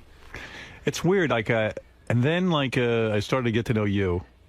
And then I started liking you better. And you even said to me, you said to me at the beginning, I remember you even said to me, I'm surprised you seem to like Adam better. I called you at one point. I think we said that. I think I said it on the air. I think we had it. You even said it to me in a private phone call. I'm sure. Yeah, and I said, I know I'm calling you, but I know you like Adam better. Because, well, you offered Adam a job. I go, yeah, I guess maybe I do think he's more talented or something. And then all of a sudden there was a switch. Yeah. And now I like you better. I'm like, Adam's like the head cheerleader, Initially you think, oh, I'm really attracted to this great beauty. And then I sneak in, president of the student council. There you go. And then you and Sarah got, we went on vacation together for a couple of days, and then you came out to my house, and I really, I enjoyed being with you. We would go fishing together, and it was like... He was a good fishing buddy? It was very Brokeback Mountain. I mean, Who's the girl? Who's the girl? Oh, Jimmy. I suspect that, Jimmy has a lot of male friendships where he's a good guy and can relate to people. And he can, actually converse and enjoy keep them. In touch. He does all the things that could make a friendship. Yeah. And this is so rare for me. I don't ever like hanging out with anybody. Yeah. So it was really nice to, kind of have a male friend. But is Jimmy doing all the heavy lifting? No, it's not like that. No? Right? I mean, we just Did you start it up, though? Did you have to get it started? I think the moment where we really fell in love was we're out on that little boat together in the middle of the lake. Fishing. And I was goofing on Howard because he was so scared of this beautiful swan that was in the lake. Oh, no, you were afraid of the bird? And then this thing reared up and spread its wings, and I almost jumped in the lake and started swimming back to the house. You gotta be kidding me. Oh, that's funny. Yeah, we were like the Two Stooges. I go, there's a swan that, they attack you. So it started attacking, it started to swim in, and I ran, and then Jimmy goes, he's laughing at me and everything. All of a sudden, the thing starts running after him, and he runs. I grabbed the oar. I was ready to fight the swan. You were going to fight back. Yeah, that's going to look good, beating a swan over the head. That's a great headline. 𝗵𝗄𝗄 swan. Yeah. Hey, everybody, I'm Isaac. This is Taylor and Zach, and we're Hanson. We are Hanson, and we are about to go on the Howard Stern Show. Should be interesting. It'll be fun. We're psyched. Going to be a good time. Howard likes to get personal with his guests, ask a lot about their... Yes, we've asked him to please keep his clothes on, because we don't want to see his boobs. Well, Man boobs. I think we're the type of band that people really, they want to get intimate with, honestly. Yeah, exactly. So, Yeah, Howard Forth, Yeah. I don't know, yeah. Wow, that was not too intimate. No nudity today. Let's keep it. Let's No keep the clothes nudity. on. We're doing our best. Yeah. The last time I saw them naked was a really long time ago, and I want to keep it that way. All right, fellas. Have fun. We'll see you inside. All right. Jimmy Kimmel is with us. Jimmy Live, weeknights at 12:05 on ABC. I'm happy to have as my guest Hanson. Hey, thanks for having us. All grown up. Yes. Yeah, what happened? You didn't come on when you were young. Yeah, we're trying to get you guys in there. I think it might have been dangerous for us to come on. I think your parents maybe stepped in. Maybe they thought better of it. Maybe, somebody that was smart at that particular point was like, that might be scarring for an 11-year-old. I think it's a mistake now, to be honest with you. It could be. I still think you're too young. Come back in 10 years, then you'll be ready. Yeah, we're psyched to be here. Boys, what's it like? How did you get discovered? Was your mom pushing you into this whole thing? You know what? We just were completely, overzealous, I think. Yeah, I think we kind of had the antithesis of stage parents. It was kind of like we were dragging them to the gigs, not the other way around. Well, but, clearly we had a lot of help. I was 6 when we started singing. We Yeah, played our first gig when I was 6. I was always so angry with you guys. You were young, and you were probably getting laid more than I was. They weren't. And I equate everything in my world with who's getting laid and who isn't. Sure. Right. And okay, you were 6. Maybe you weren't getting laid. Yes, you had 10 jobs. I don't know what you were getting. Who started them with instruments? Who told you to pick up a guitar? I think it was Isaac. You wanted to play guitar because he loved Chuck Berry. So he was like, Chuck I want to Berry. play guitar. And obsessed with Johnny B. Good. And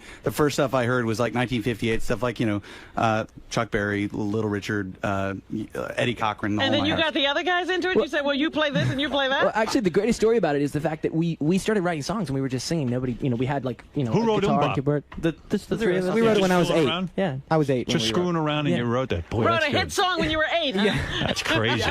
Well, we people go, 𝗏𝗏𝗏. Where'd you make up 𝗏𝗏𝗏? Well, we listened to doo-wop music when we were growing up, so that's where that makes perfect sense. Did your dad beat you like Michael Jackson's dad did? That guy really knew how to really work that Jackson 5. He was definitely. He did. He was good. It was like a good dog team. They just. So nobody beat you. No beating. No, I don't think our dad would understand that. You know, like he was the guy that like he'd come home from work and like my mom would be like, the kids were like they were totally like screwing up today, and then he'd be like, okay, come back here, and then he'd pretend like he was supposed to like give us a swat or something. But you like guys that. were clearly way more talented than any of the kids in your high school. I mean, you guys actually had a professional sound. Well, they weren't even in high school. He was 8. Yeah, you were 8.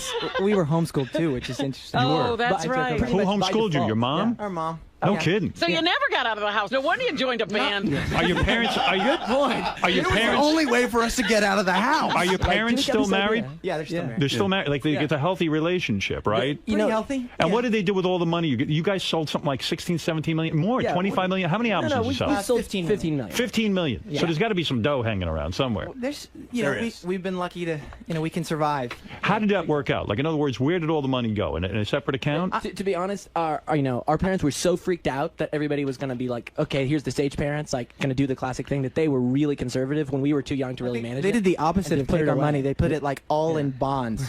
Good. It's like, so there is. So in other words, you guys don't have to work the rest of your lives, So all the money's do you? there? Well, oh my God. Well, except for the money that we've thrown at we started on record companies, so we're spending money on that. Yeah, that's Is that wise to do, to start your own record company? Not at all. I mean, why risk your own funds? Well, why stay in the music industry? It's like the worst industry to be in, period. But honestly, Howard, it's kind of like you being here. It's serious. It's like the decision to be in control and to know your audience. I mean, that's what it was. But how do you promote your music then? And doesn't the record company go out and get you on radio and all of that? Howard's on Howard Stern. That's true. That'll sell enough records. That'll sell enough records. Actually, what we said was going. we're just going to quit. We're going to not do anything else except for we're going to focus on getting on Howard Stern in that way. We want to be the. But wait a minute. You bring up a point because they were a young band. You had a record. You were on a record label, and you had a great deal of success. And then what happened? Well, basically, Universal and Polygram became one, and we were part of a complete, basically a clusterfuck of labels that were forming together. I mean, you've seen, like, basically that was the biggest merger ever, and we went from a Mercury Records, which is this classic kind of rock and roll label, to a rap label. We went to Island Def Jam. So we were on Island Def Jam. Wow. So we were like, you know what? I don't see Hanson Def Jam working. But weren't you like kids, so they tried to force feed what you should put out? And Definitely, there was some of that. We made a documentary about our last record, not the record that's coming out now, but the one before it, where we left our label, and it kind of shows people that all the crap you go through. It's not even force feeding. It's just the fact that right now in the music industry, nobody knows what the hell they're doing, and you've got these A&R people who are supposed to be, keeping your project going, and they're just jerking you around. Why didn't you try doing gangsta rap? I mean, certainly you boys could do that now. Well, it was the whole.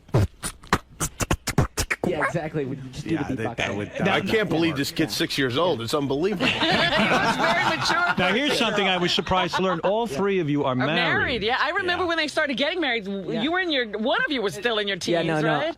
You married when you were a teenager? I got married. Well, you have to think about this. Like we just said, we started playing when we were really, really young. Honestly, I would have never said that I was going to get married young, but when you're 19 or whatever and you've been doing your career thing for almost 10 years already, you're a completely different headspace than most 19 No, you're not. You think you are. You'll be divorced in a few years. Trust me, all of you. I've been married for 5 years. You have been married 5 years is and nothing. I have 3 kids. You have 3 kids? Yeah, they started doing everything. Hey, what can you say? Do they sing? Doing everything. Yeah. Now, did you get We are married? certifiable. You guys are super religious, right? You're born again types, right? We've all grown up, in church. In church. Yeah. So maybe Well, I was surprised to hear you curse just a second ago. Yeah, me too. I was shocked. I was a little shocked too. What do you mean? But you know what? But here's the thing. You're super religious and this and that, so you're probably encouraged to get married young. Did you have premarital sex? Did you have premarital sex? Well, my kid was born 7 months after I got married. So Oh, okay. So you Mine was did. born 4. Yeah. All right, so you boys do have premarital sex. Did you bang any other chicks besides your wife? You know what? That's a no. I made one promise to my wife that said we wouldn't talk about that particular thing. Did you have a sex life before your wife? Because I'm worried about it. You didn't. Yeah, no. You didn't. It's unfucking believable. Bop. Bop is right. That's what it's all about, you know. How come I'm you not worried wearing, about you. wearing I'm going to wedding tell you rings? why. Because if I was your father, I'd sit you down and say, listen, I know. I got married young. Yeah. You know, there are things to experience in life. Yeah. 5 years, nothing. 10 years. 15 friggin' years. You're still going to be a young man. Yeah. And you're never going to have any other poontang. Yeah. That's true. You don't look at other women? Dude, I mean, are you kidding? Of course, everybody. You're surrounded. Guys, good-looking boys. Yeah. Of course, guys see other women. But the thing is, honestly, everybody's got their own Zach, track, how old are you? 21. 21. When did you get married? Last year. Last year, 20 years old. Yeah. Yeah, I did Now, that. where do you I meet got I'm going to married smack at you 20. right in the head. Where do you meet these girls? In the Backstage. South. Shows. In the South. At the shows. Oh. Yeah, no, I mean... Are they super hot? These broads? Yeah. You know where they're going to fuck a lot of chicks is before they marry their second wife. That's right. That between the first and the second wife, they'll make up for lost According to time. Howard, we won't have that problem because clearly we're all going to be divorced in Yeah, a exactly. couple You will years, be. maybe tomorrow. Yeah, exactly. So You guys think you know everything. I got married Trust at 20. Me. Yep. Yeah. Jimmy's Guess divorced. what? Yeah. I got I met my first wife 19 years old. That boys, I've been through it. Yeah. Yeah. What how long were you married, Howard? What? How long were you married? What? How long were you? 20 years. 20 years. Yeah. And listen, Yeah. I'm just saying That's it's, great, it's though. too That's young better to than- make that kind of decision. Yeah, well, that's better. I mean, that's amazing that the 20 years. I mean, Right, it is that's a amazing. But is that what you're shooting for? Yeah. You're shooting for a good 20? 20 you can do. That I understand. No, but it's better than a walk in the park. Zach, you didn't have premarital sex? No. And you didn't, and this is the first girl you ever had? Mm-hmm. Oh, no. You've never had sex with a different woman? No. You got to be shit. How far did you get? Well, I mean, what would you do before you... Yeah, what would you do? What's the rules on you religious guys? You know what I read? I'm going to tell you what I read about religious guys. Can I tell you something? These Yeah. kids now who take the vow of chastity until... I'm not. We're not one of those kids. But listen to this. They're saying those people who hold out for marriage have more STDs than the ones that don't. Because you know what? They end up banging in the ass. Oh! And I could say that. You boys are advanced. The thing is, it's not a religious, like someone has some cloak I hear over you, but It's okay, just you got a moral it's thing. Just a personal everything. You're nice everything's different. boys. I like that. I understand you're not out banging everything that walks. I respect that, but you can bang a few things. Yeah. As long as it's not my kids. So, anal... As long as they're not yours. But anal is allowed before marriage, right? What is your rule? What is your rule? What is your rule? I didn't have a rule. I just didn't really feel... Kissing is okay, right? Sure, yeah. Oh, yeah. Feeling the titties, no problem. Over or under the shirt? Sure. All of that. That's okay. Sure. Why not? You know what it is? It's Can you get your finger wet? I can talk to Zach. He's 21. Well, obviously, the other two got more than I their understand, but fingers could you get wet. your finger wet before you get married? I'm asking your personal rule. I understand it's a choice. What I decided to do? Yes. No. You didn't get your finger wet. Oh. What about your foot? I did swim. I have done swimming. It's a my fungus. Zach, it was You get okay to fungus from that kiss. stuff. It was okay to kiss. It was okay to touch the titties. But not to get the fingers. Not to go below the waist. Am I correct? I mean, I don't know where he got that rule from. I know. What I'm saying is, no, what Kid's I'm a saying freak. is, no, It's what from I'm hanging saying around is, with you two. No, what I'm saying is, I don't think any of us really thought about it that way. No, nobody was going like, but Zach's hardcore. Well, wait a Zach's a minute. really good we kid. can't talk to you He's like because Jesus. you win all the way. Yeah, you're dirty. We're not talking to you. You're the bad one. Zach, you're like Jesus. You're a good-looking guy, and you turn down the broads, and you didn't. Technically, I don't think we know if Jesus was good looking or not. 'Cause that was the we don't thing. even know if he was black or... No, he was a white guy, he had a beard. I've seen People pictures. follow him around. Trust me. So you don't believe the guys on the street corner? You don't? No, You know, get out of here with that. Are you kidding? You've seen the pictures of Jesus. whatever. Look like a swimmer. Yeah. Here's how we He's know definitely a this. swimmer. He's probably an Olympian. This is a weird thing, is because, like, I got married that young because I was certain I would not be able to find another good-looking girl to have sex with me. Me too. Look at these three guys. These guys knew there were and they're other rock girls stars. out there. Yeah. Yeah. I don't understand this. We are not that good looking. Oh, no, you are. We just don't give a Look at shit us and then look about- at you. about being good looking. No. I hate Here's that. the deal. You could get a lot of women. You got the music. Right. You guys are talented. If they didn't play You a got lick of money. music, they'd get girls. Yeah. Look at these You could three. get Then they pussy. were singing, and the girls were screaming. You never banged a Playboy Playmate or anything. No. You know what, Dude. Howard? Honestly, in all truth, know. of course, every guy, you're a guy. I mean, it's like the Wayne's World thing, swing, swing, swing. I mean, you see women, you're attracted to them, but everybody had, You're gonna change. that's just who we are. And for that matter, none of us, like every guy had their own thing. Like Do you nobody look at was internet looking at the porn? other guy. Do you look at pornography You on guys the beat internet? off the porn. I mean, I try not to. You know. But you do. Yeah. But you Well, you you failed. know, what's the statistic? Why try not? 90% of men say that they Isaac, you masturbate, beat and off, right? 10% say that they don't, but they're lying about Isaac, it. you beat 10% are lying off, about right? it. Yeah. You seem to be real honest. Mbop is about beating off. Yes, It is? exactly. You're totally right. Is it about beating off? No, it's actually very serious, strangely. It's a very serious Well, let me song. get back to you. What's more serious than beating off? You grew up in famous, good looking. Right. You meet, Rich. Where did you meet this broad you married? Honestly. I met her at a concert. At a concert. She was, All right, she was a fan. Well, no, she people was used to ask. If we did a thing for Macy's. She was modeling for that, and somebody who worked for us. So she's a hot chick. There's no question. I understand She's that. beautiful, yeah. Then you're going out, and she probably even said, hey, listen, man, I want it. Give it to me. Yeah, she didn't understand these rules, did So she? you're like the chick. You're holding out. You're like, no, I'm serious about you. Running away from her. She's a Southern girl, dude. No, She's got. a Southern she belle. actually You has don't understand integrity. the South if you're saying that about a woman from I'm just Atlanta. trying to understand. So did you have like wicked blue balls every time you were around this chick, or did you beat off at home? I mean, what did you do to get through this? This is incredible. It's a talent, you know. How long did you know her? Yeah, she's a couple years older. She's 2 years older than I. Oh, yeah? We dated for 5 years. 5 years. 5 years. You never went below the waist. Wow. You made out with her. Yeah. And you get a wicked boner. And then, like, what'd you do? You ran home and beat off, right? No way. Or what do you do? You home and pray? I mean, what the hell do you do? What do you play wiffle ball? I got to know about you. No, praying doesn't solve that Howard's problem. actually curious. What did you do? Because I want to know. I'm so fascinated. I actually took He's the syringe like, and I please tell drained me. it I'm out. trying to figure this You out. drained it. Yeah. All right, you drained your lizard. While your brothers were It's a impregnating siphon. their future brides, and you were not having He was sex? the only one, yeah. This is unbelievable. He's And Zach, talented. could you dry hump her? Like, could you just like let's say you're on a date and you're in your car. Can you just get on top of her and thrust like against her and do it that way? Howard, Are you you're allowed completely to? messing the point. What am I missing? The point is, it's not about. Nobody set a set of rules. He just We're just asking said. Zach I'm what asking he Zach did. what he did. Were you allowed to dry He's hump? trying to get literal on May 4th, 19... Yeah, May 4th. What happened? Would you ever like isn't that a leap of faith? Like, how do you know you're going to be sexually compatible even with your wife? Like the wedding night is like shit. What if we don't dig each other? Like, What happened on that wedding night? That's what they call annulment. Lots of good stuff. Yeah? How many times did you get off of your wedding night? Like how many times did you just guys go bone like the second the ceremony Yeah, was how over? long were you away? Like a month? It's very romantic. Yeah, we actually just got back. Yeah, Zach's been gone for the last year. They made the record without Can I me. tell you How many something? minutes I had was a buddy. How many minutes was your cock actually outside of her? Oh, my goodness. I mean, that's crazy. And your girlfriend was a virgin too? Yes. She was. Yes. Oh my goodness! Like I said, she's a Southern woman. Did you have a moment? Classic Was Southern. after the first time you had sex? Did you go? Was there a moment where you went, "Well, why the fuck didn't I do this sooner?" Honestly, I know this sounds bad, but I said, why the fuck have we been making such a big deal about this in our culture? I mean, it's great. Yes. Yes. But it's made to be so glorified. So you prefer masturbation? No, I'm saying that I think sex is awesome, but No offense, you might be gay. I'm not. Trust me. If you were gay, then you would be saying that. Gay. But what I'm saying is like, we glorify it to such an extent. It's incredible. It's this awesome thing, but it's on like every billboard. It's on every TV You're goddamn show. right. You know, it's like I gotta show you. I agree. No, look, I am not straight, whatever, You're not religious, straight? Not straight. All right, that's what I You know, thought. you know, but I don't know. Sex is an awesome thing. Can I But tell you something? I had a buddy. We were in college. Yeah. Gets into this girl's pants. Long story short, turns out she's a freak. He can't get his penis in her. Dry as can be. You know what I'm talking about? Sure. Okay. The desert. He finally gets in there. He comes home and he says to me, "Take a look at my penis."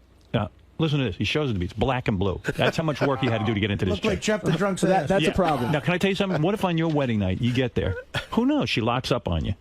Whatever.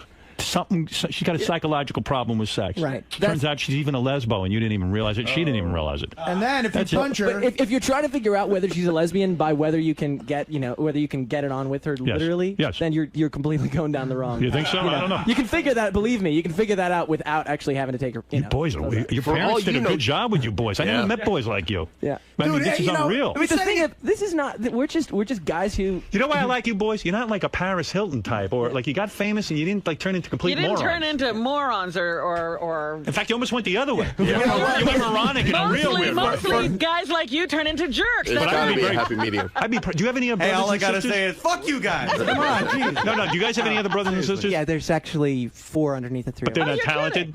No, Yeah. not at all. Probably jugglers or something. They're not They can probably fart at will. are they all ugly? Oh, stop They're it. all ugly. There's 4 other horribly of you? disfigured. You guys can't find broads to fuck you in Atlanta. Ask the Falcons and the Hawks where they find them. Believe me. No, dude, it's not a matter of finding them. And your it's just a matter of wanting them. And your Really? parents like you 3 the best out of all the kids, right? Of course. I would think so. no. I would. I don't know. I don't know. I You know, would. I'd have to ask them. we're pretty nice. We bring Pretty extra nice gifts guys. every month. You're good dudes. Yesterday we were back. But what do the other kids do? They just sit around living off the fat of the land? They don't even have to pick up an Well, the oldest, it's 18 and 16 and 13 and Honestly, the thing is, we 9. did our so own- they're all we- pretty young. We've I been mean, almost like most people, like, even in our family, aren't as crazy as we were. To start being a band when they were that young. You know what they do, Robin? They do the same thing I'd be doing. I'm 400 pounds sitting by a pool on Tuesday afternoon at 2 o'clock, and someone says, "What do you do?" I don't do nothing. You know, my brother wrote that song, "Mbop." I'll tell you, Hey, in man, my family, I have a sister. Yeah, okay. And my parents have totally forgotten her. That you have a sister? That's right. Because I'm famous. Sucks for her. Absolutely. She's probably had I'm some famous. real psychological problems. I'm the favorite child. Of course I'm in touch with her. Yeah. I mean, You like to remind her that you're the favorite. I call her up, I go, ha, ha, ha, ha, ha. I'm the favorite. Is she an older sister? Yes, no, I'm just kidding. So she beat you when you were No, was she's the brother great. sister. I send her all my clippings, let her read her heart. They're in touch. She doesn't have the main number, but they're in touch. All right, and when you watch American Idol, do you kind of laugh at that? Because I love what you supporting this NGI thing, because I think ultimately I've been talking to different people about it. I think in the end it's going to be that the worst one really does win, and it's going to turn into that, and they won't be able to stop it. Right. Because ultimately it is just about the kind of the shock and awe of I mean, like the whole. It's not about talent; it's about entertainment. Though there have been some talented people that have won. I mean, there Actually, fellow Oklahoman, Carrie Underwood. Yeah, she's tearing up the country charts. But yeah. Didn't you think when you got married at 19 that you had it all figured out too? Like, didn't you think, well, yeah, of course it's going to last forever? No, I wasn't. I didn't know what I was doing. He didn't know anything. He said, "I do not know what I'm doing." But if I was Hanson, I would have known. I would have known too. Well, you know what? I always think of the Kobe Bryant thing. You know, we were talking to Magic Johnson just before Kobe got married. And he said every one of us has tried to sit him down and tell him, but you can't. You can't tell a 19-year-old who's making hundreds of millions of dollars. Zach, you never answered the question. How many times did you get it on with your wife the wedding night? Was it like 5? Yeah. It was. Wow. It was exactly 5. I'm not going to divulge exactly. Why is that? It was. I don't know. Because he wants to stay married. It's a respect thing to my wife. It's Really? a respect thing to my wife. She asked me not. You to actually really divulge respect your that wife? stuff. I do respect Wow. my wife. All right, You guys She's are far more living in the talented than I am. Yeah, I know. Huh. Yeah, we are. We have some rules. You're making us feel bad about ourselves. I'll be honest with you. Yeah, I mean, you seem a little too perfect. You know, it's whatever. But I wish I could Fuck adopt it. you. You know, it's just. Everybody's got their own preference. I'm not telling we'll be everybody, watching don't have you. premarital sex. I'm just saying I did it, and that seemed like the right thing to do for me. See if this thing works out. You boys smoke a little weed or a little heroin? What do you do? We smoked. Yeah, we've definitely smoked. But we're more tobacco thing. We smoked a weed. I'm more of a cigars, cigarettes. You know, I had some stuff. There's a terrible story. I lost his mind smoking